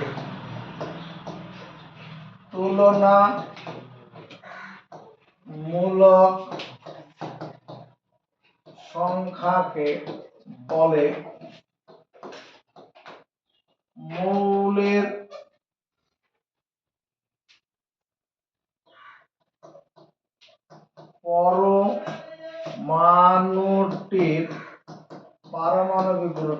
পারমাণবিক গুরুত্ব। কোন মৌলের একটি পরমাণু একটি হাইড্রোজেন মৌলের পরমাণুর ভরের যত গুণ, সেই তুলনামূলক সংখ্যাকে বলে মৌলের পারমাণবিক গুরুত্ব। পরমাণুটির পারমাণবিক গুরুত্ব। এখানে দেখো আমি লিখলাম মৌলের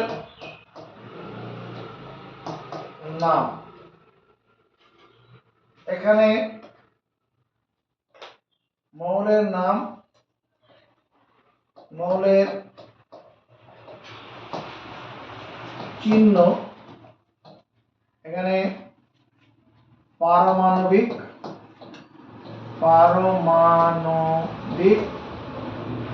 ভর বা গুরুত্ব। পারমাণবিক ভর আর গুরুত্ব একই। আমি মৌলের নাম লিখলাম হাইড্রোজেন, এর চিহ্ন হচ্ছে H, এর পারমাণবিক ভর হচ্ছে 1। যদি আমি এখানে অক্সিজেন মৌল লিখি,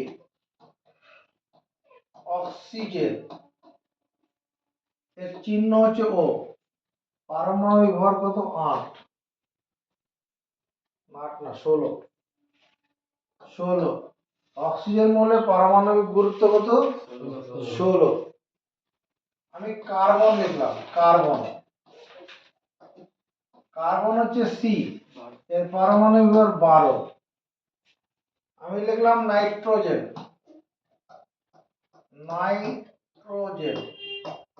এর চিহ্ন হচ্ছে N, পারমাণবিক ভর 14। এবার একটা জিনিস দেখো, কার্বনের পারমাণবিক ভর, কার্বনে মানে কার্বন মৌলের আর কি,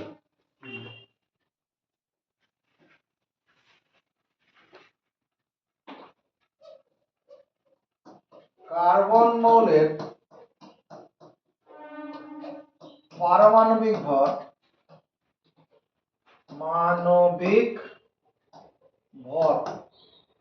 12 দ্বারা বোঝায়,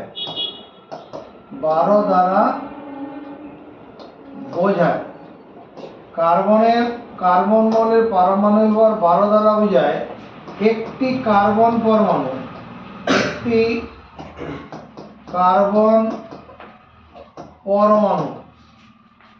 একটি H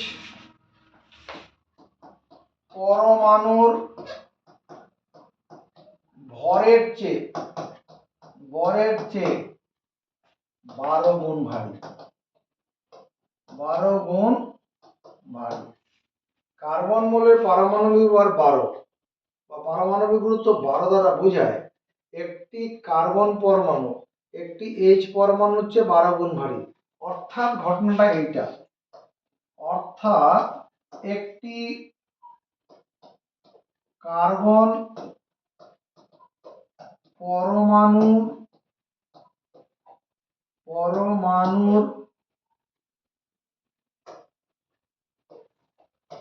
কার্বন পরমাণুর ভর সমান 12 গুণন একটি H পরমাণুর ভর।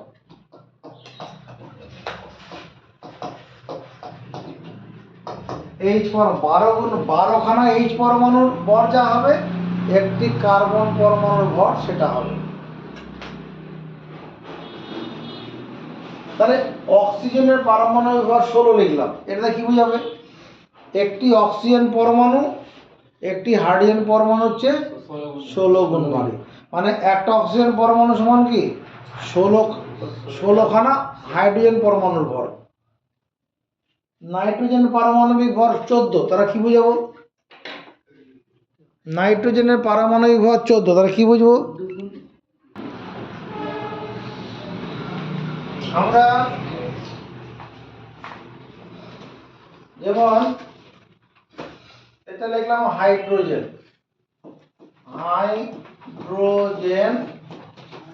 পরমাণু।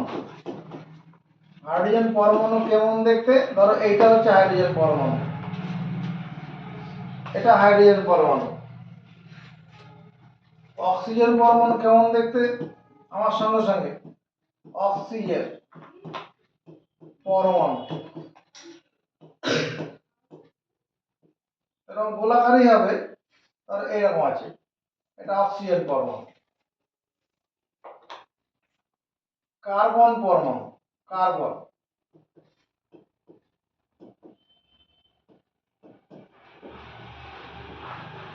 এটা যে কার্বন পরমাণু। নাইট্রোজেন,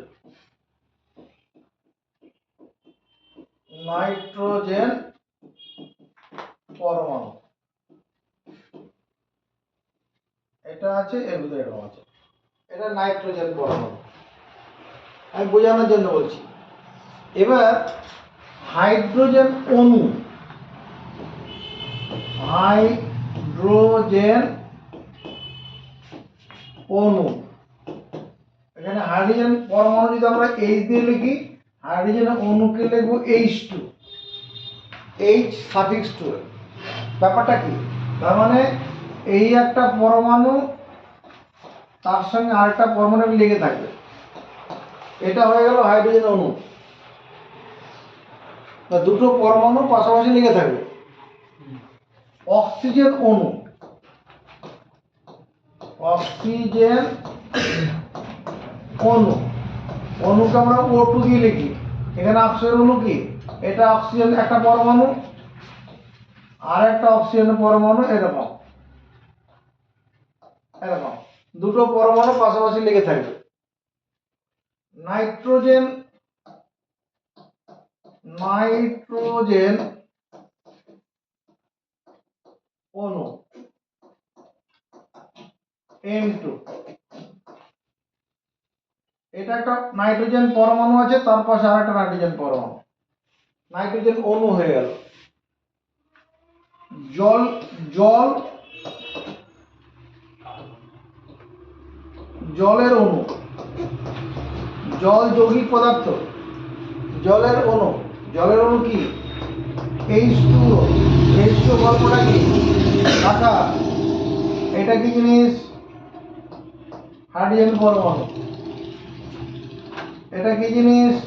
হাইড্রোজেন পরমাণু। আর তার নিচে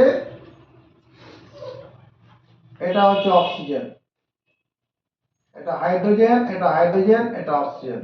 এটা হলো কি জলের অণু।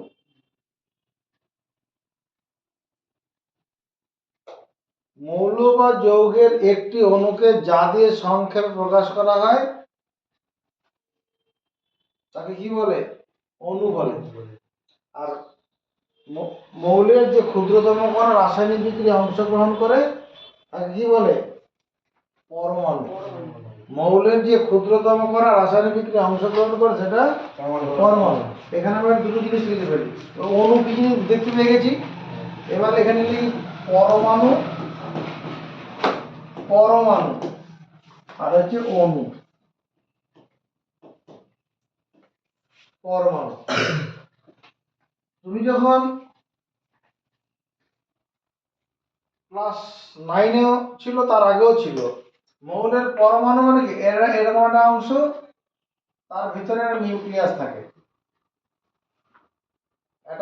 এখানে আছে কি, এখানে ইলেকট্রন আছে, একটা ইলেকট্রন মহল আর নিউক্লিয়াস।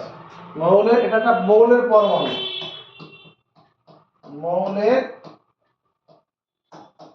পরমাণু, এই মৌলের পরমাণুর কটা অংশ? একটা হচ্ছে নিউক্লিয়াস, এই ভেতরের অংশটার নাম হচ্ছে নিউক্লিয়াস, আর এটা হচ্ছে ইলেকট্রন মহল। ইলেকট্রন মহল। মৌলের পরমাণু দুটো অংশ আছে। এবার পরমাণু আর অণুর মধ্যে পার্থক্যটা কোথায়? 1 নম্বর,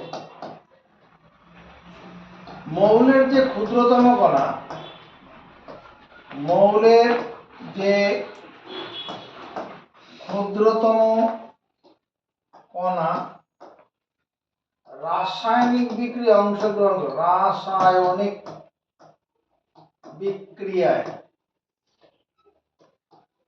বিক্রিয়ায় অংশগ্রহণ করে।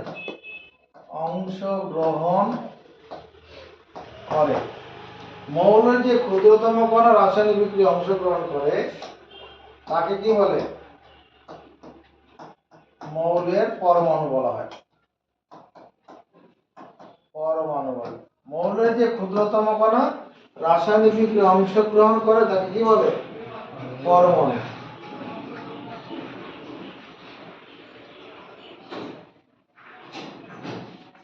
যেমন তোমার এটা আমি লিখলাম, এটা কি?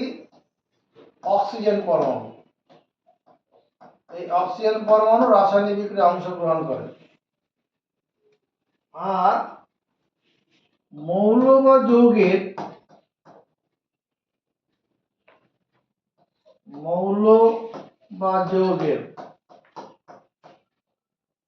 ক্ষুদ্রতম কণাকে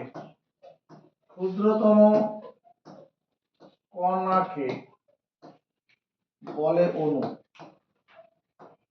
মৌল বা যৌগের ক্ষুদ্রতম কণাকে অণু বলে। এই যে আমরা নাক দিয়ে কি নিচ্ছি? বায়ু থেকে অক্সিজেন নিচ্ছি, তো তাহলে বায়ু থেকে আমরা নিচ্ছি কি? অক্সিজেন। মানে অক্সিজেন অণু। অক্সিজেন, বায়ুতে যে অক্সিজেন আছে, এই অক্সিজেন অণু এইরকম ভাবে আছে। এই একটা অক্সিজেন পরমাণু আর একটা অক্সিজেন পরমাণু, মানে O2 অণু হিসাবে বায়ুতে আছে। বায়ুতে যে অক্সিজেন ঘুরে বেড়াচ্ছে, নাক দিয়ে ঢুকছে আমাদের, এরকম দুটি পরমাণু একসঙ্গে থাকে, টাচ করে থাকে, ওটা পরমাণু। ওটা রাসায়নিক বিক্রিয়ায় অংশগ্রহণ করে না। রাসায়নিক বিক্রিয়ায় অংশগ্রহণ করতে প্রথমে পরমাণুতে ভেঙে যায়, তারপরে বিক্রিয়ায় অংশগ্রহণ করবে। আবার জলের অণু, জলটা যৌগিক পদার্থ।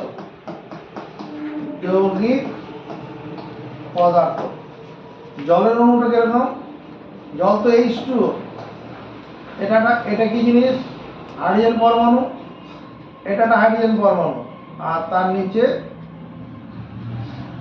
এটা, উপরে হাইড্রোজেন, এটা অক্সিজেন। এটা জলের অণু। ওটা কি? মৌল বা যৌগের ক্ষুদ্রতম কণাকে অণু বলে। এটা জল আছে, মানে বড় 1 চামচ জল আছে, ওই 1 চামচ জলকে অর্ধেক জল করলাম, আরো অর্ধেক করলাম, এরকম 1 ফোঁটা জল। 1 ফোঁটা জলকে আবার যদি ভাঙা হয়, একদম শেষ সবচেয়ে যে ছোট কণাটা হবে জলের, যেটাকে আর ভাঙলে পরে জল থাকবে না, ওটা হচ্ছে অণু। মৌল বা যৌগের ক্ষুদ্রতম কণা, যেটাকে আর ভাঙা যাবে না, ওটা হচ্ছে অণু।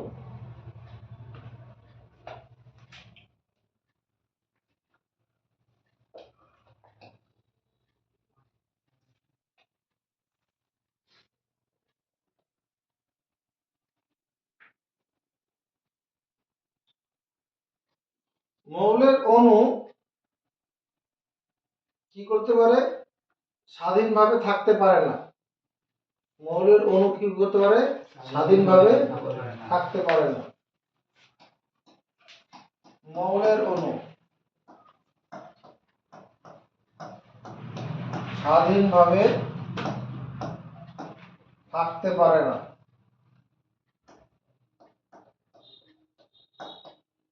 আর ওখানে মৌল বা যৌগের অণু স্বাধীনভাবে থাকতে পারে, আর এখানে কি মৌল বা যৌগের অণু স্বাধীনভাবে থাকতে পারে।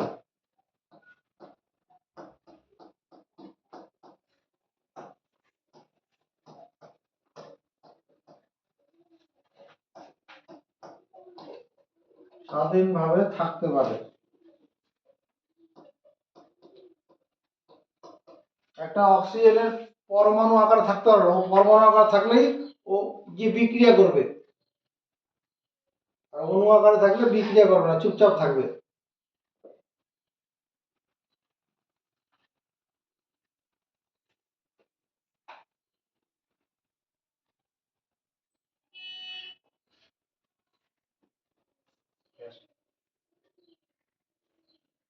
এবার আমরা পড়ি আণবিক গুরুত্ব।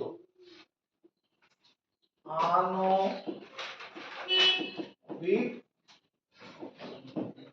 গুরুত্ব, আণবিক গুরুত্ব পড়ার পরে আমরা ওই মোল সংখ্যাটা বলতে পারবো। আণবিক গুরুত্ব হচ্ছে কোন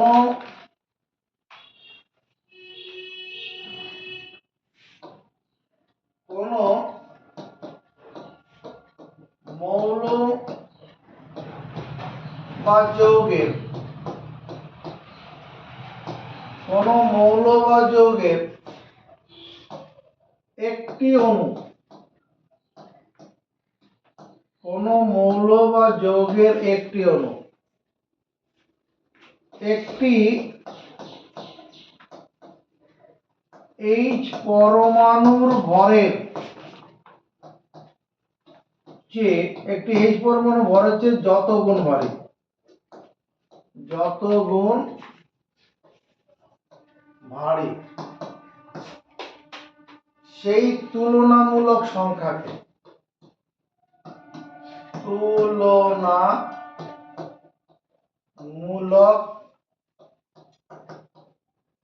সংখ্যাকে বলে মৌল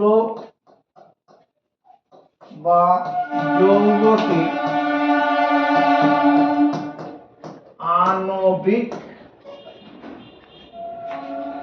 গুরুত্ব। বুঝবো আগে, কোন মৌল বা যৌগের একটি অণু, কোন মৌল বা যৌগের একটি অণু একটি H পরমাণু ভরের চেয়ে যত গুণ ভারী, কোন মৌল বা যৌগের একটি অণু একটি H পরমাণু ভরের চেয়ে যত গুণ ভারী, সেই তুলনামূলক সংখ্যাকে বলে মৌল বা যৌগটির আণবিক গুরুত্ব। এদিকে তাকা, এখানে মৌলের নাম লিখলাম, আচ্ছা মৌলের মৌলের মৌলের নাম, মৌলের নাম, মৌলের পরমাণু, মৌলের পরমাণু, মৌলের মৌলের পরমাণু, পারমাণবিক গুরুত্ব, পারমাণবিক গুরুত্ব, আণবিক গুরুত্ব, আণবিক গুরুত্ব। টাকা আমি লিখলাম হাইড্রোজেন, হাইড্রোজেন, H দিলে হাইড্রোজেন পরমাণু বোঝাবে।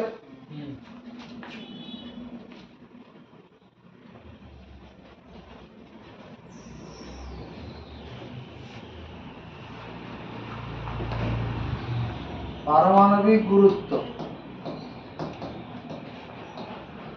অণু আর আণবিক গুরুত্ব, আণবিক গুরুত্ব। এদিকে দেখো, হাইড্রোজেন লিখলাম, হাইড্রোজেন মৌলের পরমাণু মানে H।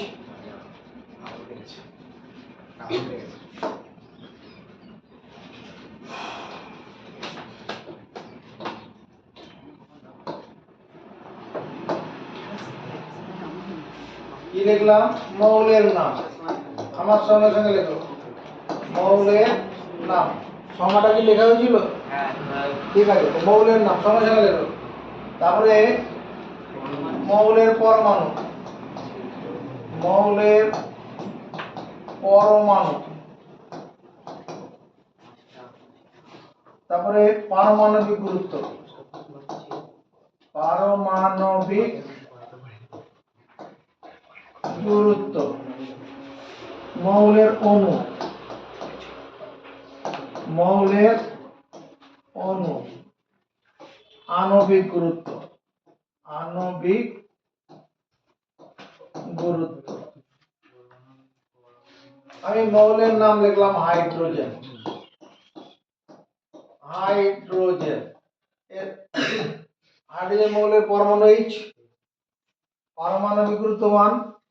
হাইড্রোজেন মৌলের অণু কি? H2, কারণ দুটি হাইড্রোজেন পরমাণু পাশাপাশি থাকে। এর আণবিক গুরুত্ব ডবল হবে না? এর পারমাণবিক গুরুত্ব যদি 1 হয়, আণবিক গুরুত্ব কত হবে?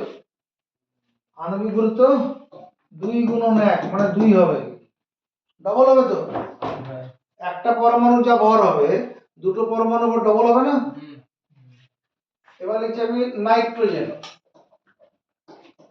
নাইট্রোজেন। এর চিহ্ন H, মানে নাইট্রোজেনের পরমাণু, N মানে নাইট্রোজেন পরমাণু।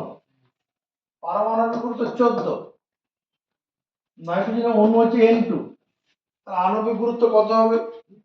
বুদ্ধি করে বলবে। আণবিক গুরুত্ব কত? এই পড়াতে থাকা। আণবিক গুরুত্ব কত হবে? 28। কি করে বুঝলি? 14 কেন হবে? পরমাণবিক গুরুত্ব থেকে আণবিক গুরুত্ব 2 গুণ। এটা উত্তর। তুই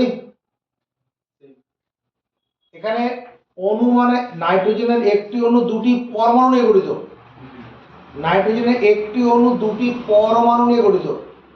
যদি একটা নাইট্রোজেনের, এটা যদি নাইট্রোজেনের পরমাণু মনে করে এইরকম দেখতে হয়, এটা মানে নাইট্রোজেন পরমাণু দেখলাম, তাহলে এখানে নাইট্রোজেনের অণুটা কিরকম হবে? এই একটা, তার সঙ্গে আর এরকম হবে, এইটা। তার মানে কত হয়ে যাবে? 2 গুণন 14 সমান 28 হবে। অক্সিজেন, অক্সিজেন, অক্সিজেনের চিহ্নটাও আছে। পারমাণবিক ভর কত? 16। অক্সিজেনের একটি অণু মানে O2, তাহলে এর ভর কত হবে? 2 গুণন 16 মানে 32।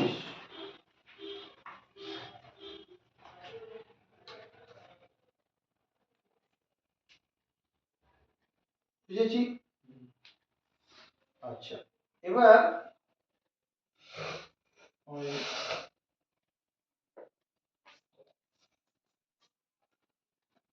যৌগের নাম লিখছি, যৌগের নাম। যৌগের ক্ষেত্রে পারমাণবিক গুরুত্ব হয় না, আণবিক গুরুত্ব হয়। যৌগের ক্ষেত্রে কি হবে? আণবিক। যৌগের নাম, সংকেত, আণবিক গুরুত্ব, আণবিক গুরুত্ব। তাকাবে, যৌগের নাম আমি লিখলাম জল। জলের সংকেত কি? H2O। তাহলে H2O এর মধ্যে হাইড্রোজেন কটা আছে? দুটো। দুটো হাইড্রোজেন পরমাণু ভর হবে, একটা অক্সিজেন পরমাণু ভর হবে। এটা মানে 2 গুণন 1 প্লাস 16, তার মানে 18 উত্তর হবে। 18 হচ্ছে আণবিক গুরুত্ব। তাহলে জলের মধ্যে কি আছে? দুটো হাইড্রোজেন পরমাণু আছে, একটা অক্সিজেন পরমাণু। হাইড্রোজেনের দুটো পরমাণু ভর কত? 2 গুণন 1, আর অক্সিজেনের জন্য 16। জল হয়ে গেল। তোমার carbon die oxide, carbon die oxide কি করছস? Carbon die oxide, carbon die oxide, এটা হচ্ছে CO2। কার্বনের পারমাণবিক ভর হচ্ছে 12, কার্বনের পারমাণবিক ভর 12, আর অক্সিজেনের কত 2 গুণন 16।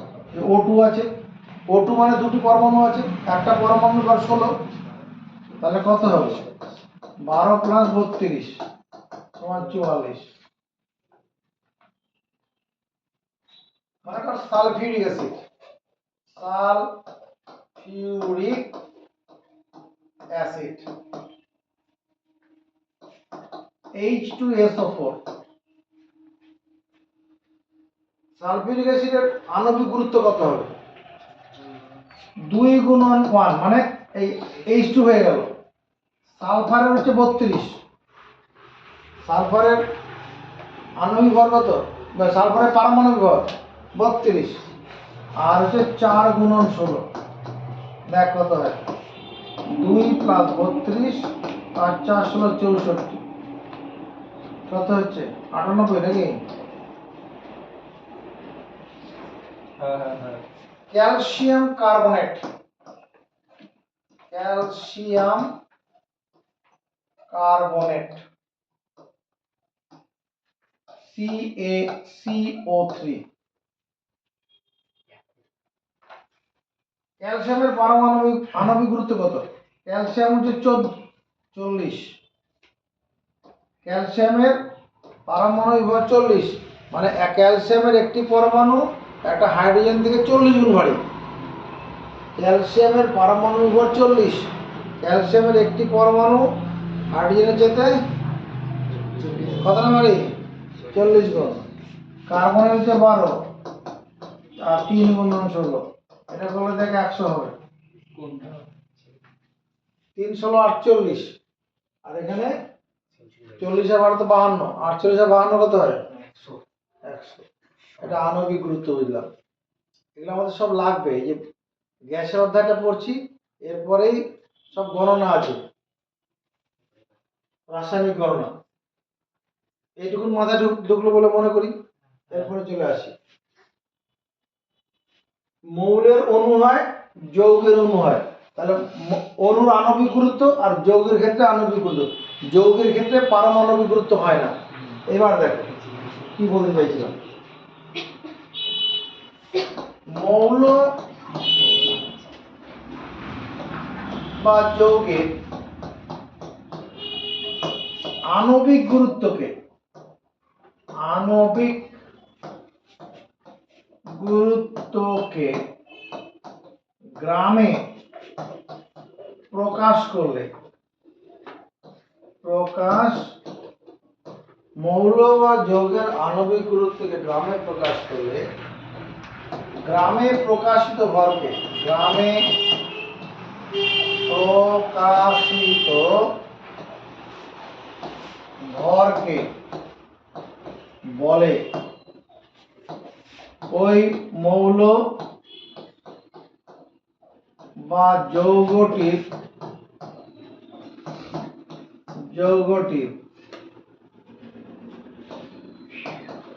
গ্রাম অণু বা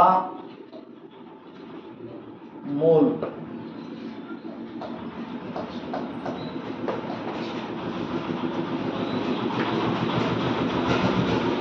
মৌল বা যৌগের আণবিক গুরুত্বকে গ্রামে প্রকাশ করলে, গ্রামে প্রকাশিত ভরকে বলে ওই মৌল বা যৌগটির গ্রাম অণু। গ্রাম অণু মানে 1 গ্রাম অণু বা 1 মোল। 1 মোল কাকে বলে, মৌল বা যৌগের আণবিক গুরুত্বকে গ্রামে প্রকাশ করলে গ্রামে প্রকাশিত ভরকে বলে ওই মৌল বা যৌগটির 1 গ্রাম অণু বা 1 মোল। এখন বুঝতে পারলি না, দুঃখ পাস না। জলের আণবিক গুরুত্ব কত,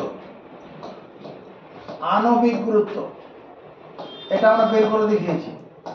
জলের আণবিক গুরুত্ব সমান 18। জলের আণবিক গুরুত্ব, স্টপ রাইটিং, আগে বোঝো। জলের আণবিক গুরুত্ব 18, এই সংজ্ঞাটা করো। তাহলে অতএব 1 গ্রাম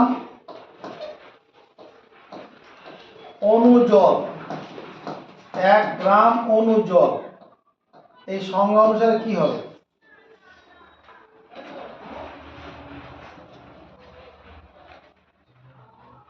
পারা যাবে না বলছিস? 1 গ্রাম অণু জল মানে 18 গ্রাম জল হবে।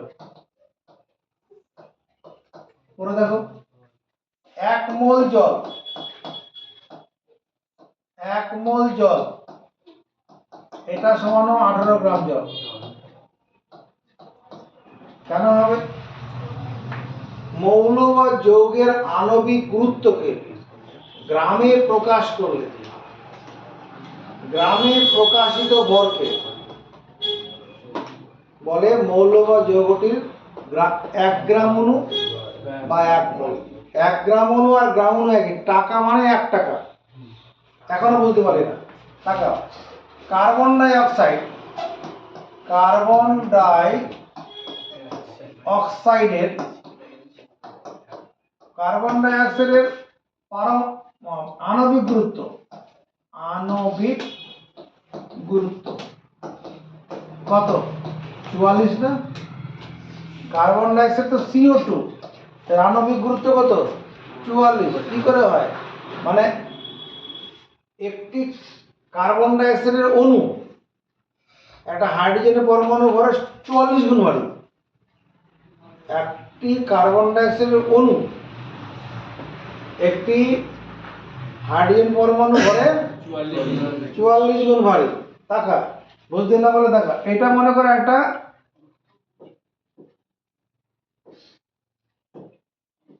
আমি বোঝানোর জন্য বললাম, এটা মনে করো কার্বন। এটা কি কার্বন? এটা কার্বন আছে, আর অক্সিজেন হচ্ছে এরকম। এই একটা অক্সিজেন, এইটা হচ্ছে কার্বন ডাই অক্সাইড। এই কার্বন ডাই অক্সাইড এই কার্বন ডাই অক্সাইডের ভরটা কি? একটা হাইড্রোজেন পরমাণু ভর হচ্ছে 44 গুণ ভারী।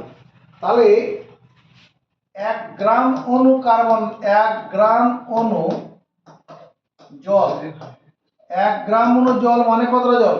সরি 1 গ্রাম অণু কার্বন ডাই অক্সাইড, তো 1 গ্রাম অণু CO2, CO2 সমান কত? 44 গ্রাম CO2। 1 মোল CO2 মানে কত? 44 গ্রাম CO2। দেখ পরে দেখ, মৌল বা যৌগের আণবিক গুরুত্বকে গ্রামে প্রকাশ করলে গ্রামে প্রকাশিত ভরকে বলে ওই মৌল বা যৌগটির 1 গ্রাম অণু বা 1 মোল। তাহলে 1 গ্রাম অণু ক্যালসিয়াম কার্বনেট, এটা যদি বুঝে থাকিস কেউ, তাহলে 1 গ্রাম অণু ক্যালসিয়াম কার্বনেট CaCO3 সমান কত হবে? একটু আগে দেখলাম ক্যালসিয়াম কার্বনেটের আণবিক গুরুত্ব কত? 100। তাহলে কত হবে? 100 গ্রাম CaCO3। বুঝেছি? এটুকু মুখস্থ হয়ে গেলে খাতায় তোলো।